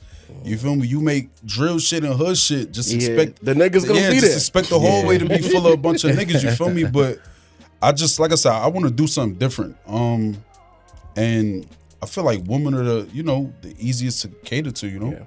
Regardless if it's personal shit, other people's experience or what you see. I feel like that's the most easiest shit to relate to. So I like to add that into my music as well, besides the other things I speak about, struggle and just me growing up. We appreciate that because I talked to as a producer who's come on the show a few times, but I talked to him on the side 183rd. He's talked to me about like New York kind of becoming pigeonholed in that particular sound, and it's like that's not necessarily all New York has ever been. It's been like get money niggas, or niggas that want to have a certain vibe or something like it. Like intrigue the women. Like it can't just be one thing, just hard beats, no drums and all of that. That don't represent the city. I think like what you're doing right now is also a great representation of what New York actually is, which is a lot of things that could be blended into one thing that's really great. For sure. That's absolutely necessary. But before Mason and I dominate this interview, Dini over there, like what it is, family? Yes, what sir. you got for us? Yo, Mally, what's the vibes, man? What's up, bro? I'm chilling, man. I'm blessed. Yes, sir. Another Jamaican brother in the building. Shout out to you. All Yes, right. big up on himself. What I wanted to know is, how do you think, you mentioned moms playing the yard music in the crib and all that. How do you think that influenced your style? Like, like when you listen to certain artists, you might pick up a cadence, but not necessarily, and I don't mean it like taking a cadence. I mean like kind of like how Bruce Lee made Jeet Kune Do by taking a bunch of little things from a bunch of different martial arts and making his own form. What is like growing up in a Caribbean residence with Caribbean parents, Jamaican parents, maybe Jamaican residents, as far as like, I don't know, like where I grew up, the whole block damn near was Jamaican. You know what I'm saying? That's a fact. Outside of that, it was the trap. But that one block was Jamaican. Like, how do you think that influenced your music, your sound, like the essence of what you bring to like the game? I feel like my culture plays a big part of it. More so just in the aspect of, man, that's a good ass question. I feel like really what it is history repeats itself. So a lot of the stuff that, like I said, my parents play, my grandparents play, it's the same shit that people talk about now. It was just over a different beat. or they may say something a little slicker that you may not realize 20 years later what they talking about. Like, you know, so I feel like the best thing I can do is just interpret that and what I'm hearing and make it into my own shit. Like, I know it's probably a little off topic. The fucking song Encore, I don't remember what her name is. I just found out that song was about like fucking. Yeah. Like she told my nigga giving her more rounds. Yeah, I'm singing that as a kid. I'm not knowing what that is, but as an adult, I hear that shit like, damn, like she talking about a nigga beating her down. Bro, like, you get what I'm saying? You took this shit a different way because I remember being a kid and singing certain songs and getting in trouble and not understanding why. Exactly. So you get on like, oh, like y'all was the one playing that. Yeah, but right? Like, what you expect? Thank you, Mase. Exactly. But so you can't say that. Though. That's a fact. So like I said, I feel like history repeats itself. So just even like the things I grew up on, like the sayings that Jamaicans grew up on, I can use that, and people don't really know what that means sometimes. But it's like, if you know, you know. Word, you know, every culture has their own sayings or their own slangs or their own things that they do that's opposite from everybody else. Right. You feel me? Like, I that's the best way I can explain it. Just that's using what I hear and my culture and what I grew up on and put it into my music, and that just makes people know who I am, you know? That's fire. We got in a little trouble this week on Instagram. We were talking about Hov's acapella, you know what I mean? It was me, it was more me and this guy Reed. He was a guest on the show. But the point of the conversation was more about like cadence, and like I didn't particularly love Hov's cadence during the live joint. Like Steph sent me something that clearly was AI enhanced with a beat underneath it that sounded a little bit better. Yeah. But as an artist yourself, you hear a beat, like, is it do you think about your cadence first? Do you let the beat talk to you? Like, how do you approach writing rhymes to beats? Usually when I hear a beat, it depends. Sometimes it's the tempo. So if the tempo's like real fast or a constant pace where I feel like the 4 bar or the 1 bar would need to be sped up a little, you know, a certain way. That's just how I attack the beat. So I'll hear it and I'll just start mumbling some shit in my head, and then once I start getting that, and that's it. I just go with it like that. I really don't have no like madness to my science, bro. It's curiosity, like, only because it's like we like to talk to the artists and understand their process, because like I remember there was a time when we was talking to Rome Streets, and he was like, yo, I don't like when niggas rip my lyrics and put it over different beats because they don't know how I approach this beat. So I'm like, I'm gonna start asking niggas that shit, because he was like, you could count off, you could come in on the first beat, the second beat, the third beat, the fourth beat. Yeah, that's a fact. So it's like, but he clearly, Rome is a little unorthodox. I think Rome either goes in on the second or the third beat every now and again. Fuck Rome. You know what I'm saying? But so also I was curious about you. Like, do you have an idea or whatever the beat is?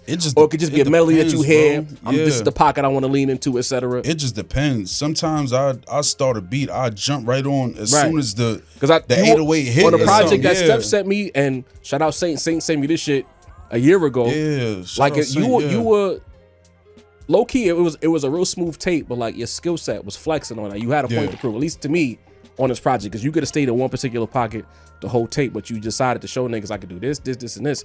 So I was like, I wonder what his process is, because for you to do all of this on that type of vibe, that was interesting to me. You know what I mean? That's the I don't know. I guess I just I'm more so I look into what people say about other artists.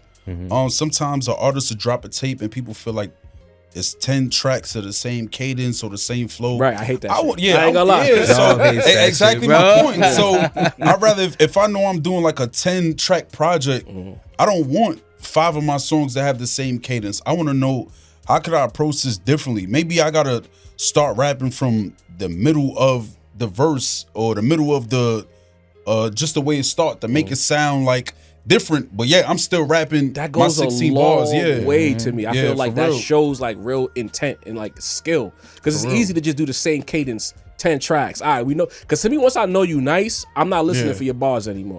I want to see like what you do with it. It's almost like we talk about basketball. All right, you got a good first step, you got the pull up. Can you finish with both hands? Can you shoot the 3? So that's how I listen to rap. So I'm listening to you. I'm like, all right, this guy's really good. In fact, I think I judge Steph low key. I'm like, this guy, like, you know, we got this pod, bro. This guy's really good. why you gatekeeping? He's mad nice. You know what I mean? They see that you was about to jump in. Nah. Let's stay with the process, because you know this is the difference the way me and Jaw be listening to music, because I'm very interested in the process as well. Yeah. I find it. You mentioned wanting to be different, and I feel like the difference in your artistry, especially compared to the landscape right now, is like the world building that you do within your albums, right? Right. Shout out Fatima, you know what I mean? Is a certain connectivity, is a certain like thematically everything fits on the album. So I'm interested to hear like how you make your albums. Are you the type to have like 3 different albums you making? Do you put everything into one specific? Like when you making a project, how do you go about it? So when I'm making a project, you know, the first basis is the idea of the project. I usually come up with a concept. Me and my producers, we come up with a concept. Shout out to Season. He's amazing when it comes to concepts. It's usually I get like a bunch of beats most of the time, or sometimes we'll sit through beats, go through little by little, and he'll say, yo, I have this idea. If you could flex it this way, go this direction. If you feel something else on it, just do that. That's usually how it is, bro. Like I get a bunch of beats, so we'll sit down and we'll just listen to everything little by little, and yeah, that's really it, like, bro. Or I gotta be feeling it. Like a lot of times, some shit just speak to me. Like if I'm pretty sure y'all listen to my shit, so yeah. That's why we asking you these questions. Yeah. You know what I mean? I'm if trying it was some bullshit, we'd just be like, yeah, so tell us about the album. You know what I mean? I'm trying to figure out, like, Macy don't know we've been there. Yeah, you know what I mean? You know, I'm trying to figure out the best way to explain it, because you know I don't put it like this. What it is, what we hear is like intentionality. Right. It's not just you rapping. Exactly. Like we listen to niggas, they'll give us 12 songs. They might be like 3 hooks on the 12 songs, or just them rapping front to back, and they good at it. You know, maybe not taking nothing away from them, but it's clear. Like you hear these beats, the songs have concepts. There's a connective theme, so it's like, are you storyboarding that when you hear these beats, or it's like get the beats? All right, I like this. I like these 12 beats right here. Let's cook that shit up, and then as you make maybe 1 or 2 songs, like, oh, these kind of tying together. Let's build upon that. Is it like is that like what it is? For sure. Sometimes I'll hear something.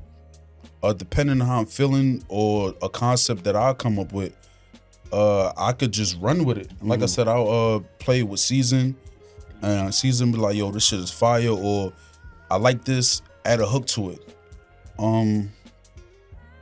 That's really it, man. It's sharp, bro. That's really it. It's really sharp to hear that, because again, we want to hear more of this from the city, bro. Like I got in trouble when I was like, it sounded like curdle milk out here. You know what I mean? And it's just like, that's how I feel. It's just like, all right, them niggas is good, but it's like, please make songs. Talk to people in a real way. Who are you? You know what I mean? I was talking to my little nephew just last week. He want to rap. I'm like, bro, I don't know who you are. Like, I don't have no questions. I know who you are. I came away from the team. I'm like, all right, really good rapper. Very open about who he is on a personal level. Yeah. Likes women. Likes outside. Has a homie he passes off the gal up to when he don't want his block too hot. Like, you know what I'm saying? Like, I was really listening to this shit. You know what I mean? I appreciated that. All Flights Delayed, the collective. Tell us how that came together. So the collective was there before me. I got brought into the collective. Shout out to Padre. If it wasn't for him, this wouldn't even be this would even exist. So Padre, he introduced. You're supposed to be here tonight, but we gotta get Padre here pretty soon. Yeah, shout out to Padre, man. We used to work together.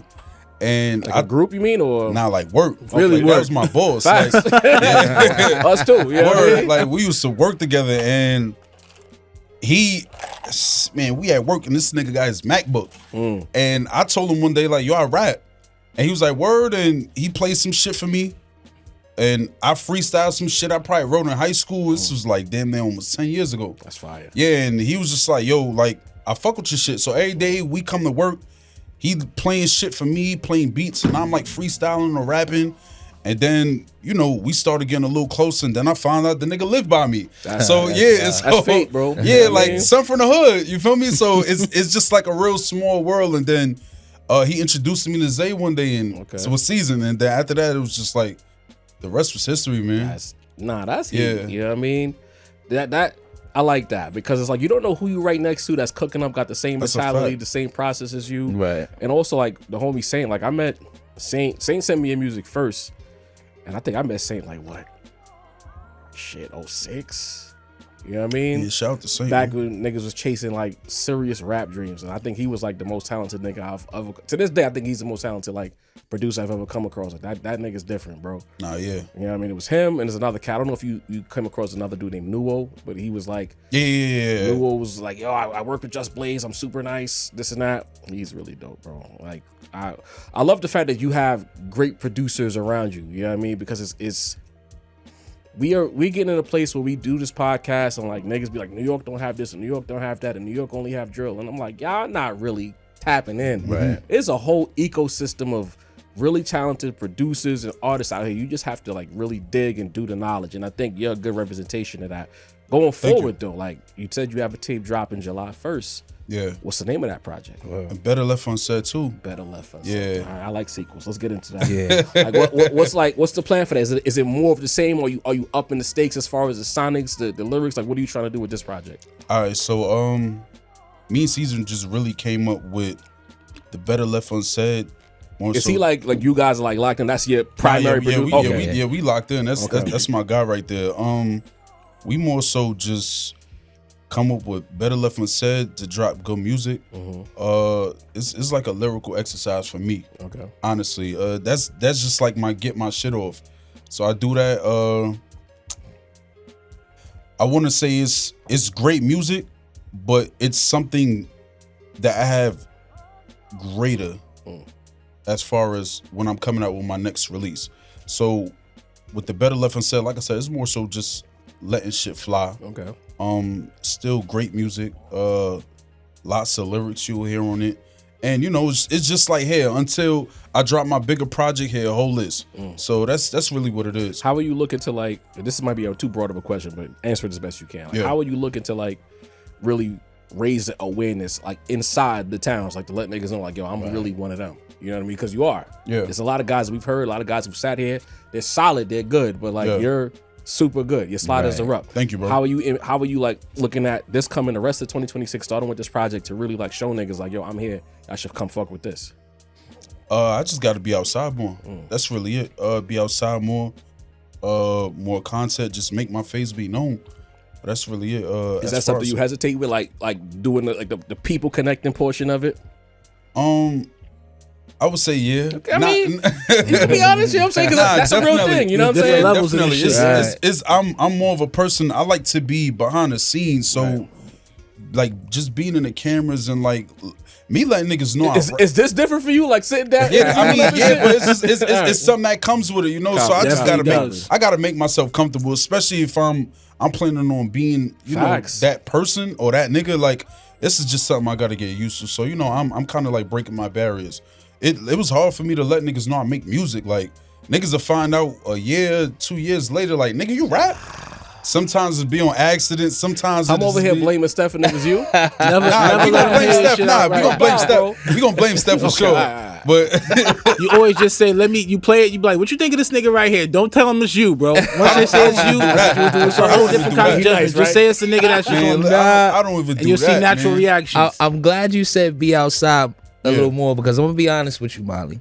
I'm known here as the person who gets dirt on people. You know what I'm saying? I find out, like, if your granny got a picture stealing a pack of meat in the grocery, I'm the one who finds it. You feel what I'm saying? Like, I find out all the dirt. So I'm like, I'm trying to find out anything about the boy. I'm like, who's Fatima? Like, you know what I'm saying? Like, so for the next spin back in the interview, I'll have some dirt. If you say you're gonna be outside more, I'm gonna find out some more. You gotta go to the block and start asking questions and shit. Go up the hill real quick. You know what I mean? That's the word. What's the word, bro? Dream feature in general, and feature from New York that you have not collabed with that you would love to collab with. Dream feature of all time, and then if you could collab with someone in the city right now who you haven't collabed with, who would it be? That's tough. A dream feature could be anybody. Anybody. Right. We be always surprised at who we hear.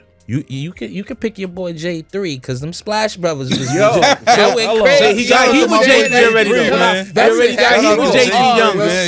Sent me the I had to tape. go that back was to the first song I SoundCloud. sent back to him. Like, yo, this right here, this right here is fire. You know what I mean? Nah, yeah, J3 got it, man. That nigga, we gonna talk about that nigga in a second, but damn, my dream collab, I'm gonna go with Hove. Gotta be Brooklyn. Yeah, I'm gonna go with Hove. We got a Laker fan in the room and a whole feature request. It's a Yeah. good room tonight. Yeah. I'm usually alone in I here. feel Y'all like activated jaw. Yeah, I feel like I shit, did a bro. whole feature. I made it. You made it. Yes. That's it. Yeah. That's the sign right there. A feature with somebody from New York. Could be local, could be somebody major that you Be just from Buffalo. Who Yeah, knows? you never know. Rochester, Just you know, somebody you like, yo, I like been what they complaining do. about the 5 boroughs not mentioning them these days. And I you know feel what like mean? what we When I do listened would to sound you, crazy I together. thought to myself, you and Fab would make incredible. A music. crazy I don't know if he's on record. your list, but just as Nah, somebody nah, I was thinking I of, I was got like, a yo, y'all bunch would of go niggas on my crazy list, together. man. Yeah. Put them with Fergie, bro. I got a bunch Ferg, of niggas I was on thinking my that list. too. Nah, I fuck with Fergie, baby. Yeah, son. Yeah, he nasty. Damn. I feel like He watched the show too, so you never know. This could be the precursor. Nah, I'm gonna hit yeah, up nah, Jazz. definitely. You know, Jazz need to see what it is. Nah, definitely. Damn, that's a tough question, man.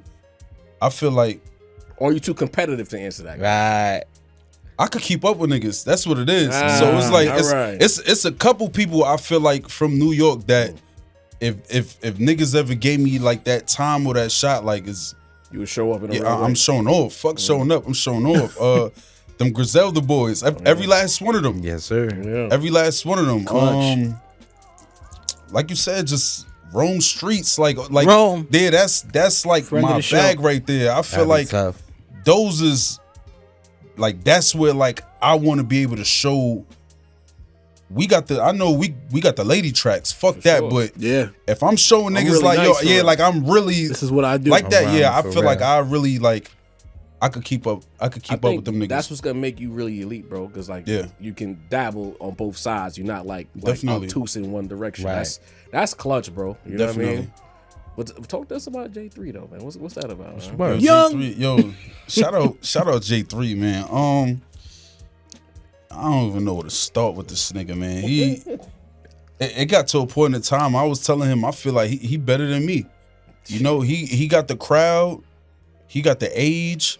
I feel like he's in his Like his prime, you would say? yeah, he's in like his critical prime to where if he was to make shit pop and like be consistent, like that nigga's a monster, son. Sometimes we Nice. be in the crib and he'll cook some shit up with me or all right, and then he'll have a 4 after it or 8 after it. I'm like, yo, this shit is bananas, son. I know his shit more than my shit. You feel me? Like, yeah, and it's Is crazy that to good for sound you? like You that. would say like to have that level like that close to you to where it helps you push your pen? Nah, why? Hell yeah. I told you I'm competitive. So if a nigga nice, I'ma tell a nigga, yo, this shit fire, nigga. But Yeah. Nah, I now, gotta cook yeah, you. but now, like, yeah, Now but what's now up? it ain't gonna be on some like, yeah, this nigga 3 left you. Like, nah, we ain't doing that. Like, we gonna be neck and neck. You feel me? Pause if necessary, but Yeah, it was. Quite necessary. but respect it. definitely, yeah. J3, he's different, man. He's different. He's on another level. And like I said, he's in that same bag I feel like I'm in. But he just a younger nigga. He can talk that talk. I like that. He talk the fly shit. He talk to the ladies. Like it's the same shit. I think he's more swaggier than me, if I'm Like, being honest. What's up with the collab tape then? Like, what we talking That's about? what we need. Yeah. Real talk. Y'all gotta talk to him, man. He know what's Say up. that. I'm ready. I'm always that. ready. right. I'm always ready for a collab. You feel me? That's little bro. So whenever he say shoot, I'm going. Whenever he You want gonna have to go get him, bro. Like, yo, come here. We doing this tape real quick. You know what I'm Drag a saying? nigga to the studio. You're not Yeah. leaving till we do 4 Y'all tracks got- tonight. A lot of chemistry. We need I that. tell him all the time, yo, if you want to pick the beats, you go for it, bro. Just let me know. Send them shit to me, and we just gonna go. You feel me? Like I trust him that much. You feel me? Like he's really the truth. Like I said, I think he's better than me. We gonna hold you to Personally, I that. We think need he's that better than tape. me. We gonna hold you to Yeah, that. That's not definitely. praise. Not now we're gonna have to like start spamming text messages. Yeah. You know? We need that. Definitely. Shout July out to J3. 1st. Before we wrap this up, like since we got a couple weeks before that tape drops, you're gonna have to circle back. We do our live streams every Monday. Okay. So if you're available like around the time of that release, spin back come talk to us again about that. Once we have the music, if you can't send me the music ahead of time, so we could kind of like do the interview again and just talk about the new music. You know what I mean? Because again, like we have a fan base here that's really they like bars, they like competitive lyricism. Like you're the kind of guy that they're gonna like. They hate New Yorkers, but they love New York rap. That's just basically what it is. Yeah. You know what I'm saying? So July, I'm gonna check out the date, but I'll hit up Steph and make it make sense so that we can have you back on right around the same time that tape drops. So I think that's gonna be real critical to the next wave for you because you're too good to not. You know what I mean? Nah, definitely. I agree. We Looking need forward to that. Denny, Appreciate it. You said we had a special guest in the cut. You had a question for him before we. Yeah, my guy Jay Thrizzy. What's the vibes in the building? Talking about him accepting the compliment. So we just had a conversation about this tape, man. Bruce can we count on you? Just waiting for the pass. You know what I'm saying? Can we count on you? And I ain't gonna let nobody step on that. You know that little ankle shit where you fucking niggas ankles up. I ain't gonna do that to them. I'm gonna let you cook, bro. What's up with this tape? You and your guy right here. What's the vibes, Mally? You just gotta wait for the beats for real. It's like I'm waiting for the producers. I don't like that. I'm waiting for the producers and sending the beats. I'm sure and I'm letting them know what I like. No way niggas niggas is this nice and niggas is not sending the beats like at rapping speed. You know what I'm saying? They not sending. We got an in-house producer, our homie Sincere, not here at the moment, but he's always here with us. He got some heat. I'm sure he can send you some shit like Word. Y'all niggas need a tape, bro. You know what I'm saying? You know what I There's really think it is? producers in their camp. They don't need. But this is all right. But look, this is love to sin, but they got producers right there. You know what it is. What I really feel like it is gonna take to push this nigga. I feel like they collectively just gotta play some shit for him. I don't even want to hear this shit. I want them to collectively play for him, like building around him, and then you come in and he choose. I don't care if niggas got 100 beats and they gonna play 100 beats for him, each producer, whatever it is. And whatever beats he choose, I want him to choose it. Like I said, I trust him. Yeah, cause he ain't gonna do no bullshit. He not gonna choose no bullshit. You feel me? Like I know that off rip, but you know he picky and that's cool. You know everybody like what they like. Right. Yeah. So, but at the end of the day, I like what he like. He like what I like. So it's some shit I play and he be like, skip it. Right. But if it's some shit like I know this nigga gonna fuck with this, I play it. It's a go. And then he be like, all right, we gonna record to this. Like, play, send it to me. So y'all playing, man. Little EP can't hurt. I'm ready. I'm ready. Little 5 to 7 minutes. I've been ready, man. Right for the summer, every goddamn day. Yeah, right. That's my brother. I'm about to slide out the stool, not saying nothing. Wake up, eat breakfast, and drop something, nigga. What the fuck? Like, now the city need that, bro. You know what I mean? Like, it's not just drumless loops over here. It's not just drill. It's real energy. Right. The music is there. Like fly shit. The sonics, the beat selection, the way y'all niggas be flowing like real pocket work, bro. You know what I'm saying? There was the YSL joint had me like, shit.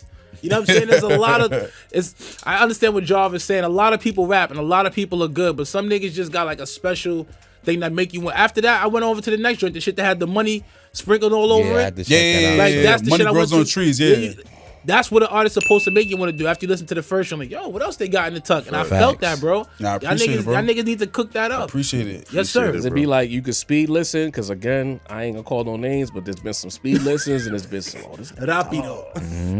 Niggas listen to my shit. That's what I said. Like, and I started, like I said, it's more so maybe just like a confidence thing, I guess. But before, like, I ain't never tell niggas I really make music. Like, but it's a lot of work to go outside and really like be in the mix and promote the tunes. I understand that it takes a lot of energy. It do, man. It's harder to do that than to make the music. You know what I mean? Right. And you know, people don't really. If you're not an artist, you don't really understand. You know, it's like you're on the outside looking in. Like sometimes I just want to be that nigga that make music and fall back. Like you feel me? How her was before her showed who she was. She just used to make music. Right. And sometimes I feel like that's the vibe I wanted to be rap on. Is too fickle though. Like they want to see you. They want to hear the interviews. They want to know what you have for lunch. Like they just want to know everything. Yeah. So it's just something like I'm getting accustomed to. You know. So you know every now and then, I make music. You know, I fuck with music. But once I let you know I make music, I'm letting you know, like, yo, I'm nice. Copy. You know, because, you know, I tell people as a New York rapper, you kind of have to be good. Because the judgment come right behind that if you try. I tell niggas I make music and it's like, they listen to my shit and then they're like, oh, thank God. Because it's like, that's why I got to tell people, like, yo, I make good music. Because it's like, I be so scared that, not that I think I'm trash. It's just like, bro, I'm scared to tell people and then So many people make music. That's bro. the That's thing. so The bad. Yeah, marketplace yo. is so So crowded, many so that when people. niggas say they play music, I just default think they trash. Right. Yeah, Just to and- protect and- myself. Yeah, you know exactly. what I mean? And it sucks because, like I said, I know I'm nice and I'm not cocky. I know what I sit down and I know what I make. I listen to my shit, so Confident. I know niggas is not talking like me, and I know I'm not talking like niggas. So when I let niggas know, I'm like, yo, like I'm pretty good, like I'm real good. Yeah. And then when niggas hit me back, like, yo, I ain't gonna lie, that shit was fire. You feel me? Yeah. But it's like I said, it's just something I'm becoming more You gotta accustomed kick. to. You know? gotta kick them doors down there, Yeah. bro. Nah, Like, definitely. absolutely, because your Definitely. skill set requires that. You know what I Nah, mean? for sure, bro. Last question before we get up out of here is just more or less your social medias. Let everybody know where they can find you, where they can follow you on social media and tap into the music. Yeah, I'm Mally V everywhere. MALI 2_V. Instagram, Mally V. On YouTube, MALI_V.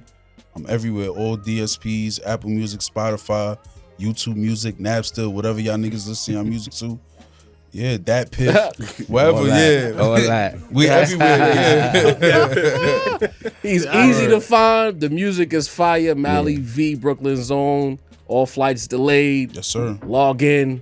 Deanie the Balance. Take us home, bro. Yo, shout out to our special guest, Mally V, man. Tap in. He's actually nice. I know a lot of niggas say they are, but he's actually bro. nice, Thank you. man. If he's up here, he's good. That's what I'm saying. You know what I mean? Know that. That's the Know floor. that. Shout out Then to it's good, Sin. great, and like super nice is different, but you got to be at least good to get here. You know what I Yeah. mean? Shout out to the homie J3, man. Shout out to the sir. family. They Appreciate brought it. the family with them. Most definitely. Shout out to Sin. Facts. Shout out to Jarvie. Shout out to Macito. I'm Dean the Bounce to the Forts. You know what it is, man. The Mally V interview with the Rap Round Table. We out here. Nothing but illustrious guests. Tap in.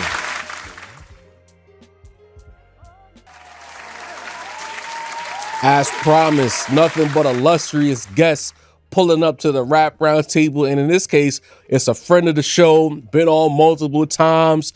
I'm not sure if this is his third time in the studio or his second time. I can't quite remember, but nevertheless, we've had Shah on stream. We've had him in the studio. He's freestyled here. Welcome back to the Rap Round Table, Shah Leezy. Peace, Rap Round Table. Thank y'all for having me. What's up? Second time, by the way. Okay. First time on the stream, second time on the show. Always a pleasure to be here. My favorite indie rap podcast by far. That part right there. my Salute boy. Shah Leezy. He's Appreciate not you, capping. Shah. We every now and again when he has a minute, we'll see him in the chat participating, Oh, yeah. calling us out when we full of shit. And that's what we like. You know what I mean? I love a good rap conversation, man. You gotta love the gang. You know, I saw him outside on the way in, trying to get some M&Ms because I was starving. And we talking about Iceman and the obligatory listens that we've given to the most talked about album in the game. You know what I mean? Iceman doing what he does, but you got to remember that it's still about high level lyricism. We still very much New York bias. Every guest that comes through here, with the exception of maybe our Chicago family, heavy New York. Shah represents that. It's been a while since we've, spoken to you, whether on stream or in person. So just catch us up, man. What you been getting into?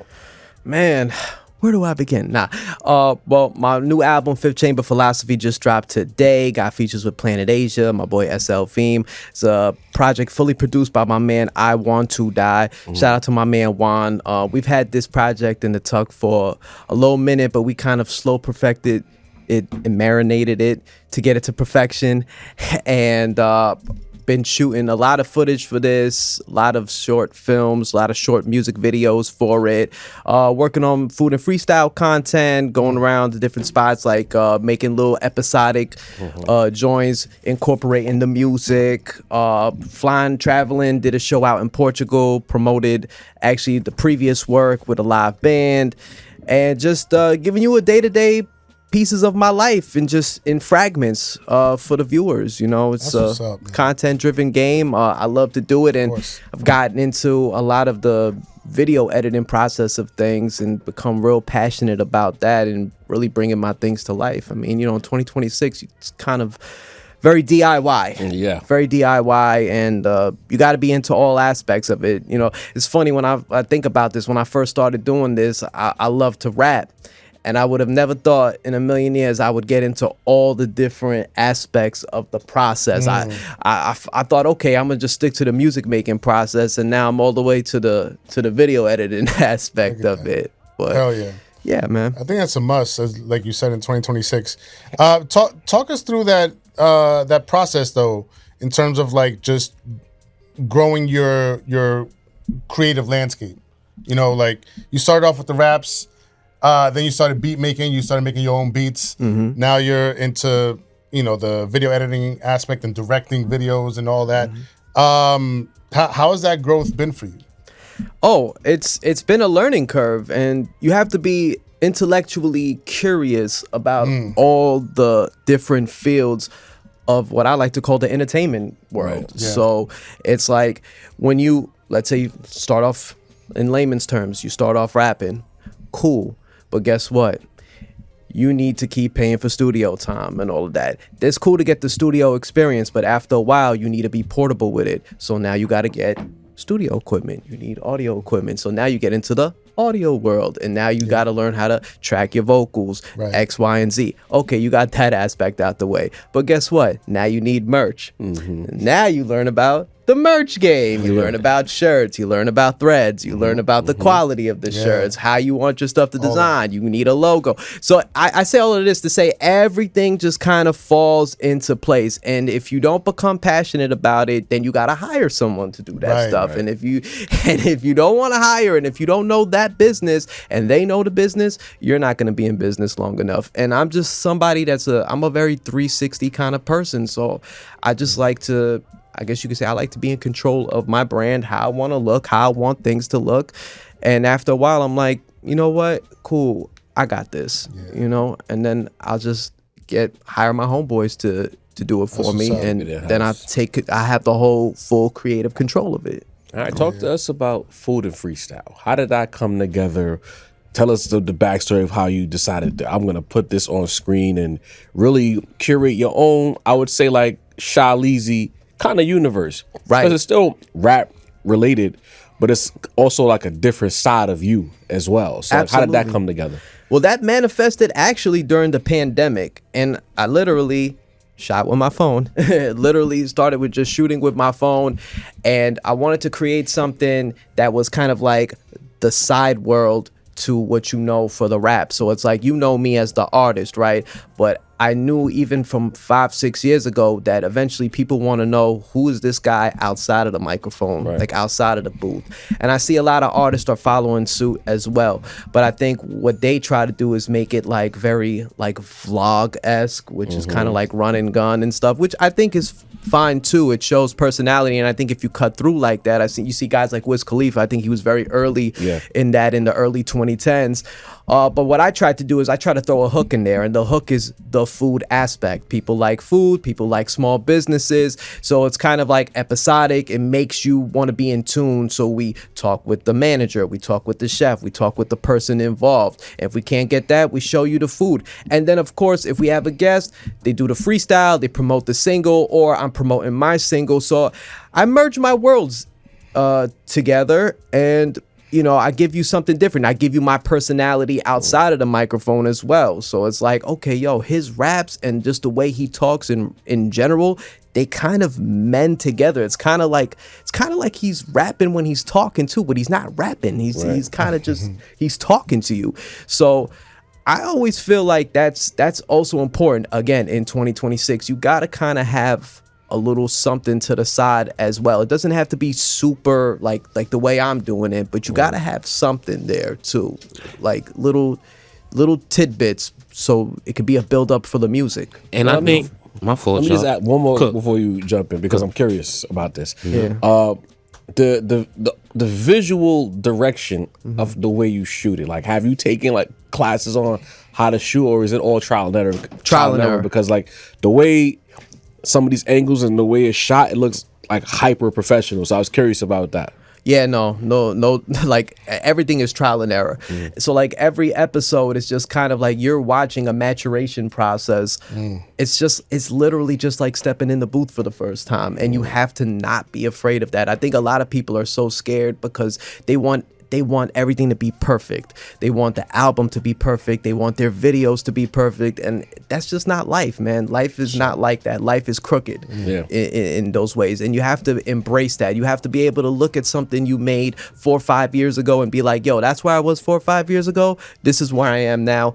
And be proud of that. You know, that's That's the life of being an artist. You got to stand by it and defend what you're making. I don't care if it's an album. I don't care if it's food and freestyle, if it's merch. Some of my early merch, it looked like shit. When I look back 5 years ago, it looked like shit. That shit was paid when you first did it, though. Yeah, Some of the early pods look like shit. You know what I mean?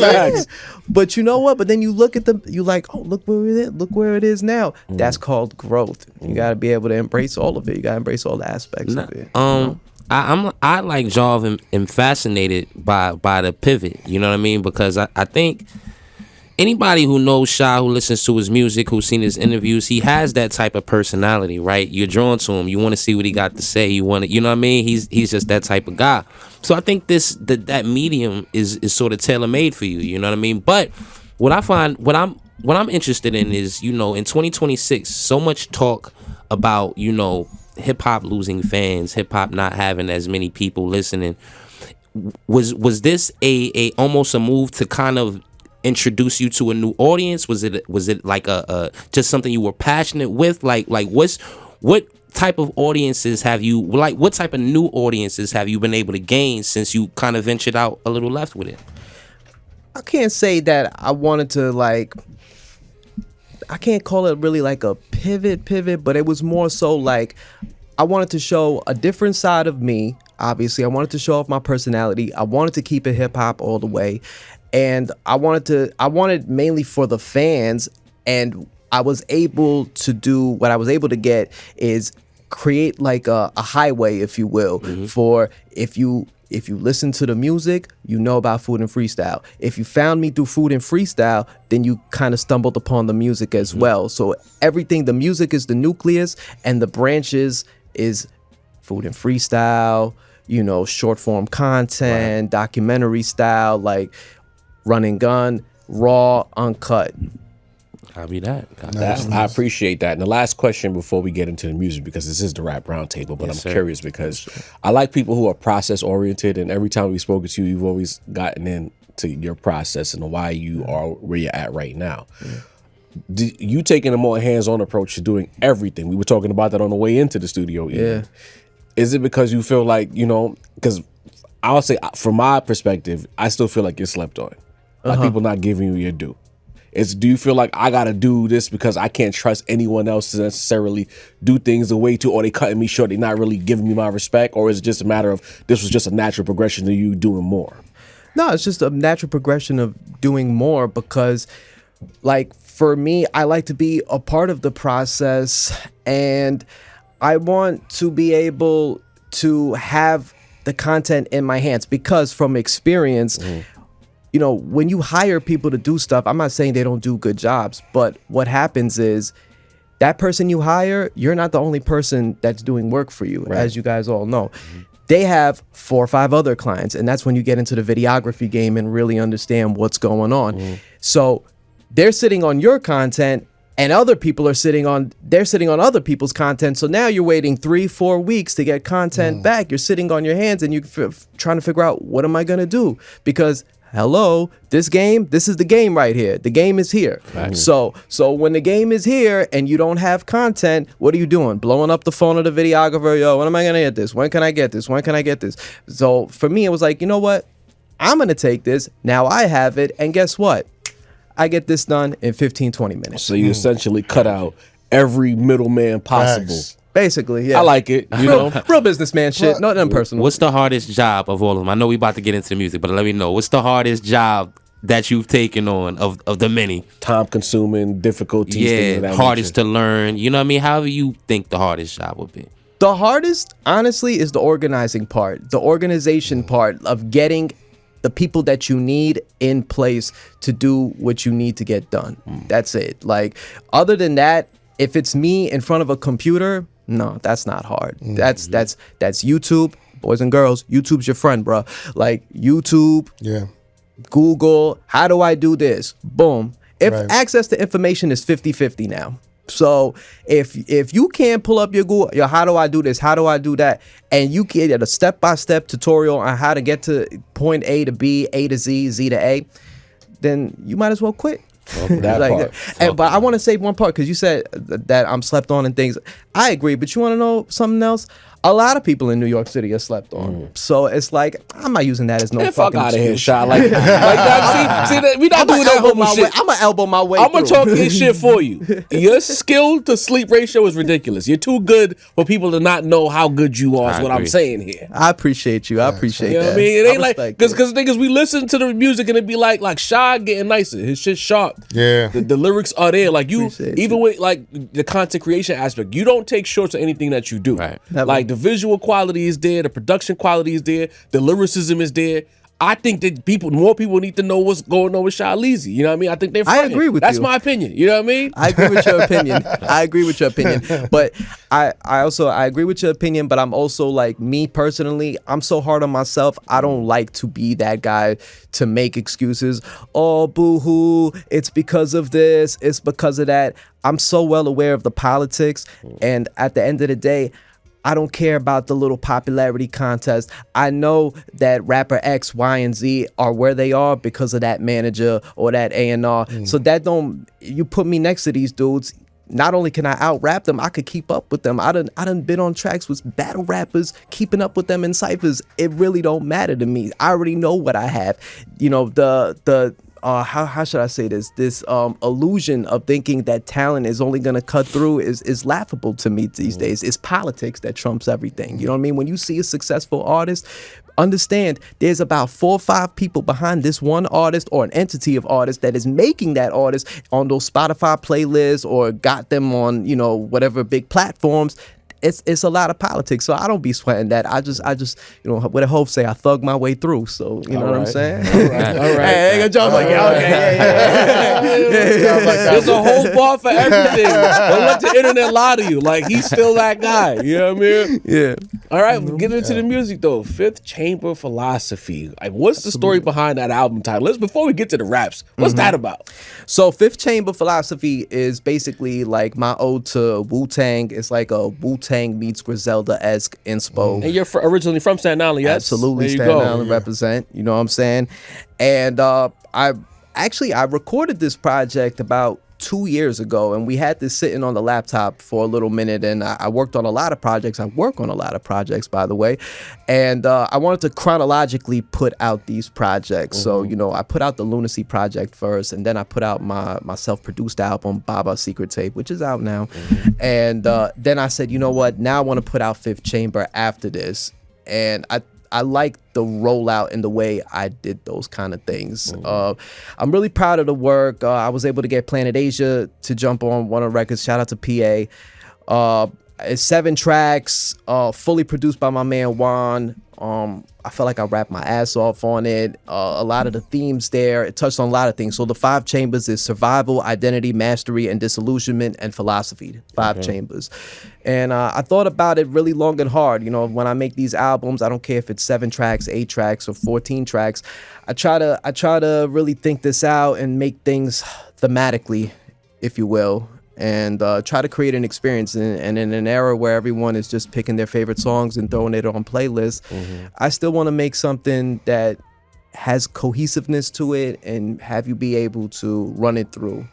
You still love it. That's the thing. Like, you haven't become jaded. You could tell it. Sometimes we talk to artists and you can hear how jaded they are. Like, you still love this rap shit, and it shines through in the music. I mean, you'd be surprised how much people just look at it as a job now. You know what I mean? So Yeah. it's very impressive to hear the love still permeating through the music. Oh yeah, no, I mean, if you don't love this, I'll be honest, especially lyricists like MCs, like, I really feel like you have to love this. Like, if you don't love this, like, man, I could find you like 2-3 jobs that can get you 6 figures a year, no problem. Like, I swear to you, you can make so much money faster in a span of 2 years with good discipline over like rapping your ass off. I love to rap my ass off. I love to make music. I love to make music from the heart, and I love to touch the people. You know what I'm saying? Got to. You know, and it's funny to me, like when we talk about lyricists and stuff. When we talk about lyricists, people like to compare like me or other rap people to other lyricists or whatever. Like, oh, he's like a this clone or that clone or whatever. But when it comes to these like trap rappers or drill rappers, it's just vibes. Vibes. He's talking to you, D. That's what you to know. He's talking to you right now. I felt shot at. Yeah, I mean, Well, I didn't mean to throw the shot at you. hey, it's a straight I love a good nevertheless. vibe. It was really to the trolls, but you know what I mean.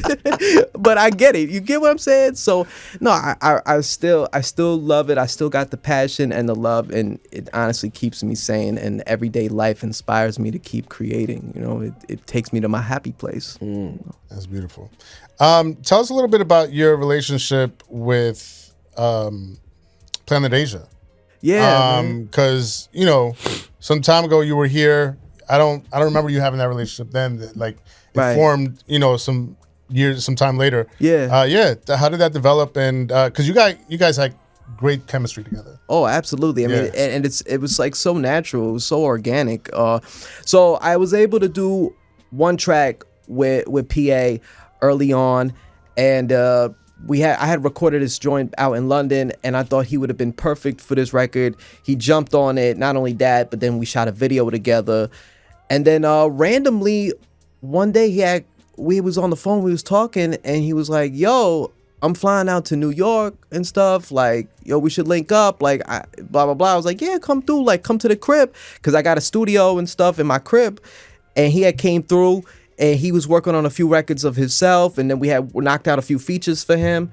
And then that manifested into like a whole good bond. Like, he's just started taking me around and just introducing me to mad people. And obviously, you know, PA just being the underground legend that he is. Like, Facts. I can't explain to you like how great that validation is, because when you walk in with someone of that stature, it's like whoever's a friend of him is a friend of me kind of vibe. So it's like that was kind of like extended an olive branch, and I was able to make a lot of good relationships. And it's crazy because it's like someone from the West Coast come in and kind of show love to me and be able to like create that bridge for other like New York acts and stuff. So I'm always grateful for that. Like, and then, you know, he had me on his record that recently dropped, Hung Jewelry, which by the way, directed by me. And Shit. There you go. Exactly. Salute. see, there's a method to the madness. So, you know, he had me on that, and that gave me another great look. And then it was an alley-oop because it came around the time Fifth Chamber Philosophy just dropped. You know what I mean? So again, it's just so grateful. And I was on the phone with him the other weekend, and I was just like, "Yo, man, like, thank you." Like, you know what I'm saying? Like I don't really know what to say. Like, because no one really, people bless you like that. It's like it's crazy to me, especially as like as an artist, as an up and coming artist, as an MC. Like that when someone of that stature throws an alley oop to you, I'm always grateful. And I remember he used to always joke with me in the kitchen. He's like, "I'm gonna blow you up. I'm gonna blow you up. You don't even know it." He start laughing. You don't even know it and stuff. And I just be like, little dog, huh? But that's what I'm talking about, like getting that respect, because it's like that niggas is asleep. Like sometimes people gotta, you know what I mean, take that liking and show that, yo, this guy got something over here and platform him, you know what I mean? And I love to see that too. Like it really does feel like organic and mutual respect. Yeah. Because we seen you at Hidden Tiger that time, and you know, Planet Asia was with you. Yeah. I was like, oh, they really hang out together. Like it's tough, man. You know what I mean? P is just like, and I mean, and then the amount of game that he has, like, cause he's just like a rap dictionary. Like he'll sit there and just like, it's like I'm like a student again. Like I got the pen and the pad out, just listening to him. Like It's not just like emailing verses back and forth. Because that's the shit that I hate. You know what I mean? They all know the emailing verses back and forth. I hate that shit. But nah, y'all really got like a real chemistry together. Like, You know, because you're right, Sim, because that shit comes through in the music when it's real chemistry as opposed to guys just formulaically, I'm gonna send this verse, you send it back. Every now and again you can't tell. Shout out to the Roman Ransom project. Yeah, of course. But for every Roman Ransom project is a whole bunch of music that sound super email. You know what I mean? Oh yeah. And you could tell it's not from here because they wasn't in the room creating together. Yeah. And Shah, listen, if y'all check it out, Shah got Asia in, listen, some project hallway. I ain't been in the P's in a while, all right, Shah? You know what I'm saying? I was like, Shah is sanctioning folks. I see you had it with a Subway. Like, did you take him through the New York City tour? Like, how was that day? How was that time? Like, do we need you to get sanctioned in the Fifth Chamber, bro? Let me know. Never know. I'll put a phone call in for you. But so when we shot that video, first of all, we shot that video like it was cold. It was like, I think it was like 23 degrees outside when we shot like in the location, but my man had the car, so we was just driving around and stuff. So we had found like the train station was nearby, so I was like, yo, let's get that. That's a gritty imagery. Let's get this outdoor shot. Yo, here's this staircase in the projects. Yo, let's go get that. And that was just light work for us. Yeah.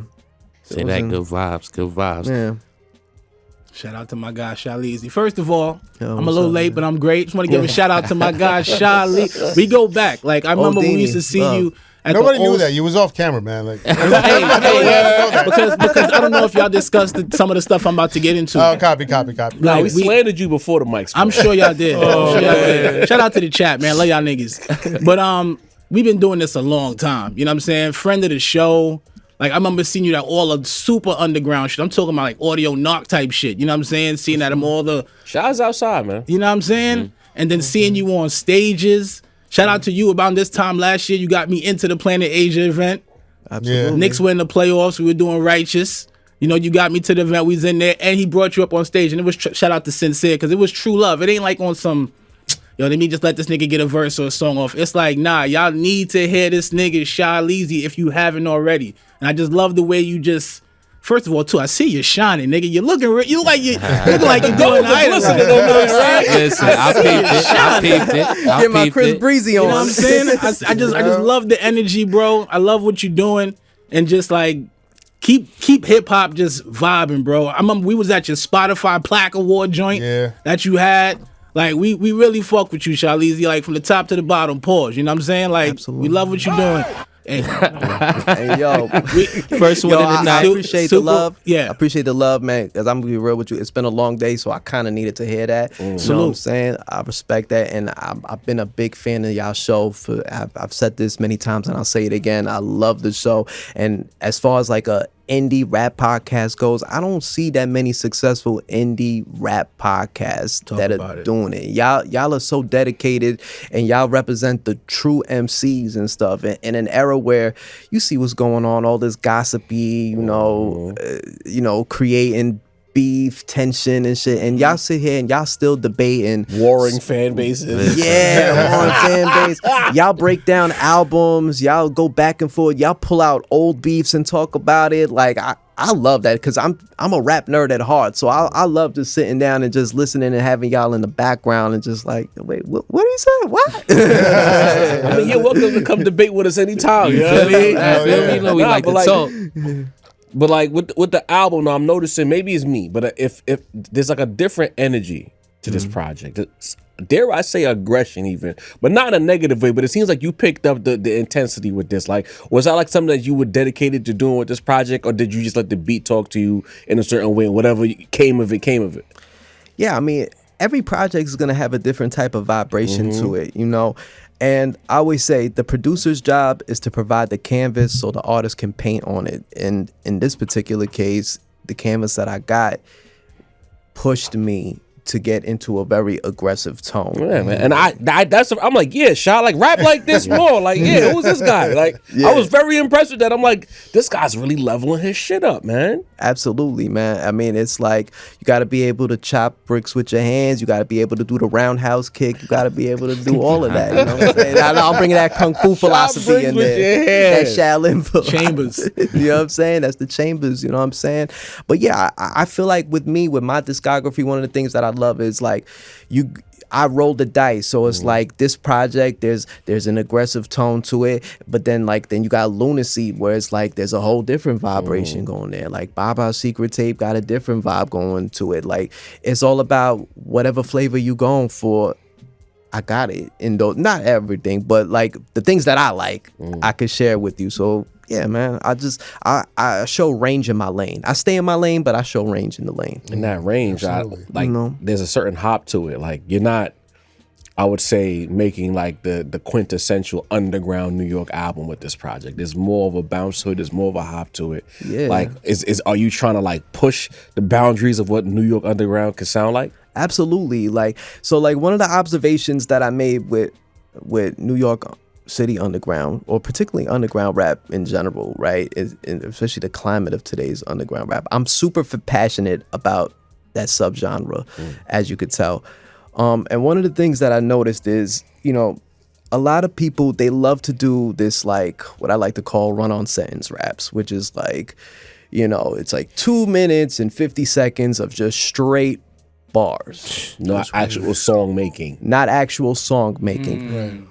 Which is cool. I think some rappers have been able to eclipse that and make that part of their brand, right? Like guys like Rock Marcy, to me, have embodied that style. Yeah. Artists like Griselda have embodied that style. Those are two entities. Everyone else doing it is cool, but I'm not sure how much longevity artists have in that lane. At a certain point, you have to be able to showcase songwriting skills. And someone like myself, who's prided himself, who's studio trained, worked out of recording studios, worked with artists before, I've learned the art of writing choruses, bridge structure, bar structure, timing of songs, sequencing of songs. Like a lot of that stuff, you have to, in my opinion, you have to pay attention to that stuff. I think I still stay to this day, chorus is always going to be the most memorable part of a song. And I'm a bar guy. Like I will quote bars for you because I love bars, but I also know the common consumer is going to hum the chorus. You know what I mean? So I think a lot of the underground artists or the underground music scene lacks that because they don't have songwriting structure to it. And I'm trying to push that boundary, because if we want to create sustainability with this space, and I love the space that we're in, but if we're going to create sustainability, I argue that we probably need some songs, and I'm here to bring the vibes. Thank you. That actually makes a lot of sense, right? Because we can see by how you operate in general, you're clearly somebody who's forward thinking, who looks ahead. So would you say that was your mission statement with this project? Like this is the new style, this is where we going, like follow me? Like how would you describe, like what were you trying to convey while making this project?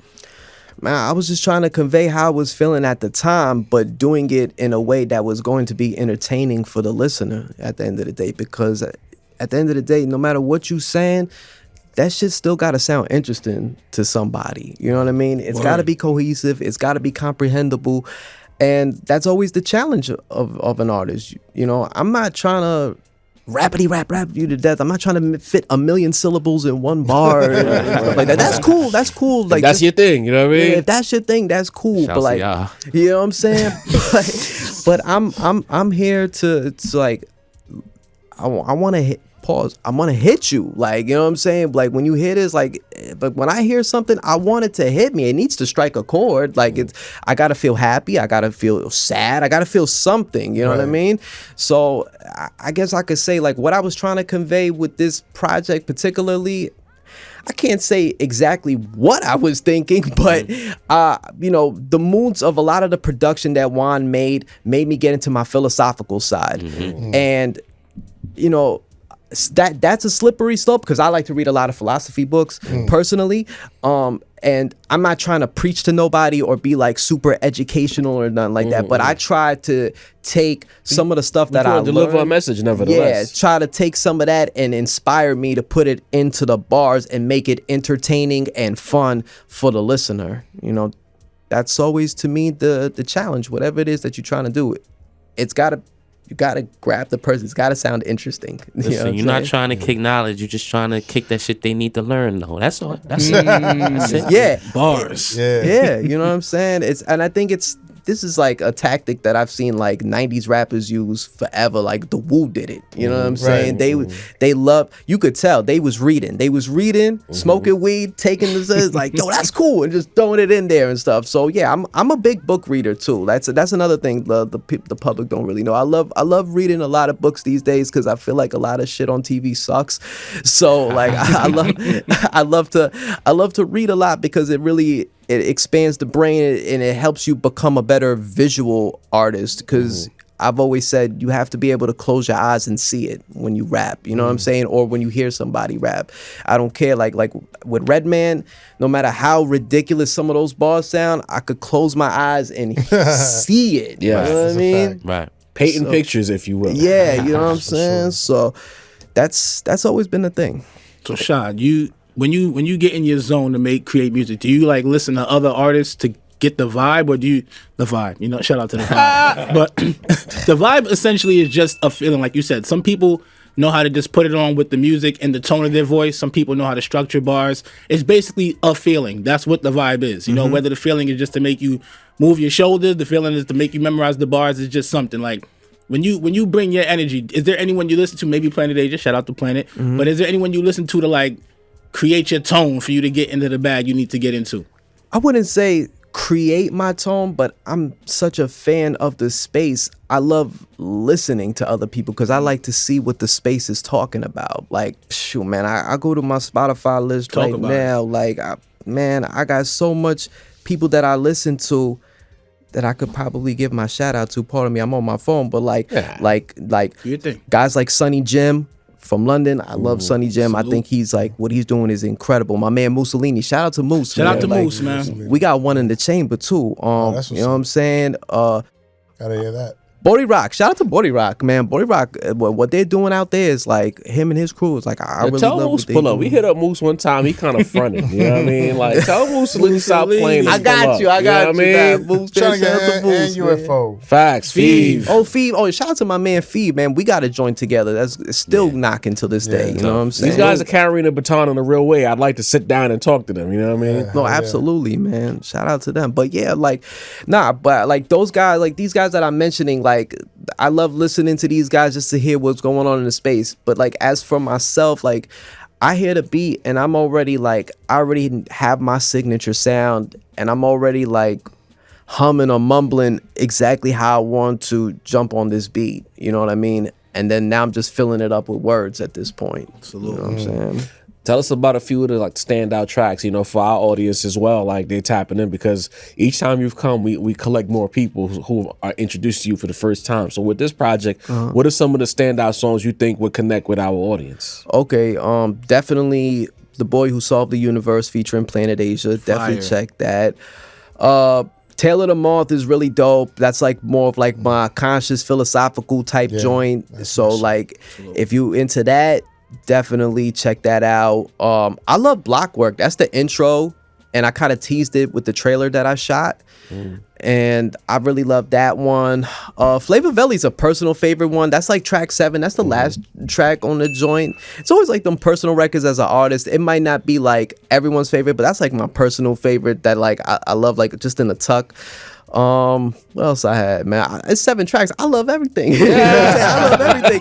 But I mean, definitely Taylor the Moth, Blockwork, Boy Who Solved the Universe. Frank Zappa was cool too, man. I thought Frank Zappa was really cool. I was barring the hell out on that one too. So if you like bars, that Frank Zappa would definitely like that one too. Chat, y'all paying attention. Shah Leezy, 5th Chamber Philosophies is out right now.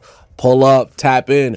Run that up. Y'all love beating us over the head. We love real rap. We love the lyricism. We love hip hop.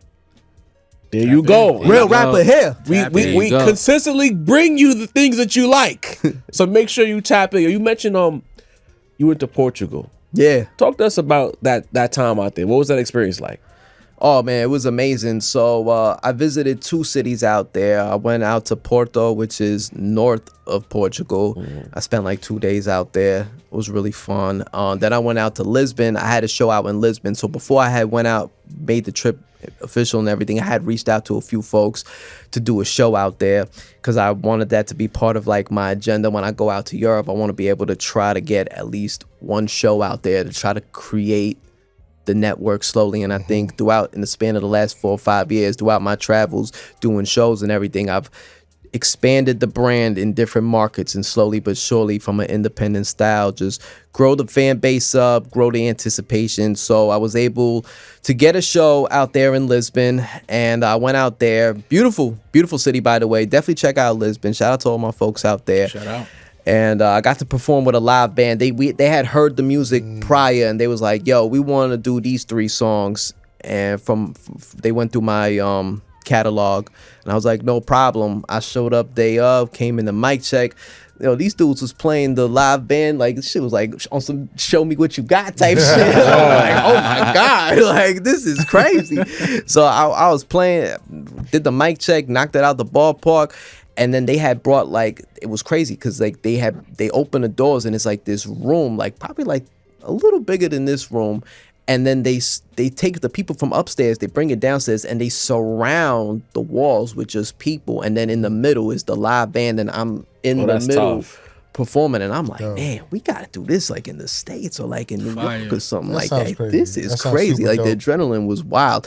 And then of course, like in Europe, that's like where a lot of that like underground rap, scene is very big. They have a lot of deep admiration for that sound and stuff. So the energy was like on 100. What was the human connection like with the people out there? Yeah. How was it like? It was crazy because it was a language barrier for sure because they speak Portuguese out there. So and they're very they're very much like, we speak this, like don't even like, we're not even going to try to bend for y'all and speak English, which is cool. They sound like Americans. When in Rome, right? When in Portugal, right? You know what I'm saying? So it was cool. But then like on a music tip, like when we was there, like it was kind of like we was all speaking the same language and stuff. So it was like a lot of love in the building after that.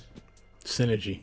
Now that you mentioned performing with a live band, I could actually see that, like, you as an artist with a live band, is that something that like piques your interest, like performing more so, recording maybe with live bands? Or oh, absolutely. Like down the line, I would love to do something like, because I have friends who play like live instruments and stuff, so it'd be nothing for me. Like I could see myself down the line doing a project with a live band, like original instrumentation, and then like put together like a show with a live band, because I don't care what anybody says, live band with vocals is a whole different philharmonic vibes. Quite frankly, like the beats that you choose and like your flavor lends itself to a live band as it is. So that it makes a lot of sense to make that like your natural progression. But like we've talked about the past, we've talked about right now, like now that this project is out, we know that you're a planner. What does the rest of 2026 look like for you? Rest of 2026, okay, I got another project dropping like later on in the summertime. After I'm done promoting this project, I got another project coming out in the summertime with Volume my man 2? Volume 2? Oh, Baba 2, that's dropping in the late fall. Copy. Just I'm wait, on just it. wait. I'm on it. Just wait on it. I got this. I find everything. I got this. Oh yeah, you see it. I like you paying attention. Yeah, I got this project I want to drop in the summertime. I already shot the videos of it when I was actually out in Portugal, actually. Okay. So I got this project with my man. Do you sleep, bro? No, at all. It feels like, listen, my days, can I tell you, guys, I start my days 5 a.m. Wow. Push-ups, read a book, drink some coffee, and then like I'm off to the races. You maximize time. At 24, you get the most out of it. Yeah. Like that's one thing that I learned. Like again, just like from reading books and stuff. Like one of the books I was reading, one of these billionaires was saying like they don't stay up late. They like to wake up early so they can get most of the stuff done. So by the time like the afternoon comes, it's like we done did everything that we needed to do. We done maximized that. And I learned that because I used to be a studio rat that used to just like stay up till 4 a.m. But that was because that was when everybody had left, so I could be able to like record my own raps. So like that was when I was much younger, but now it's like, no, I can accomplish more if I go to sleep at 10:30 and then wake up at 5 and then do what I gotta do, and then I could start recording at 8, 9 in the morning, and then it's like, oh shoot, we got 2 tracks done, we worked on 5 beats, we could throw these 5 beats in the stash for the Baba 2, and then we could save that. But like, yeah, it's just I have a light baggage, guys. I don't have a light baggage. You look like you have a strict regimen. Like you have a very specific diet. You don't smoke or drink. Like discipline, man. Yeah, it's people discipline, with the GTS, he's straight edge. I drink a little bit. I'm fucking with you. Right? Once I heard it, I just thought of CM Punk. I'm sorry. They did my man CM dirty too. Yeah. Damn. Yeah. Damn. Ah, man, but I think like what you're showing, and what let's not miss it, chat specifically, is that he's showing you what the winner's mentality is. Right. Like strict regiment, trying to chase victory, collect W's. But Mason and I talk about this on record all the time. Stacking wins.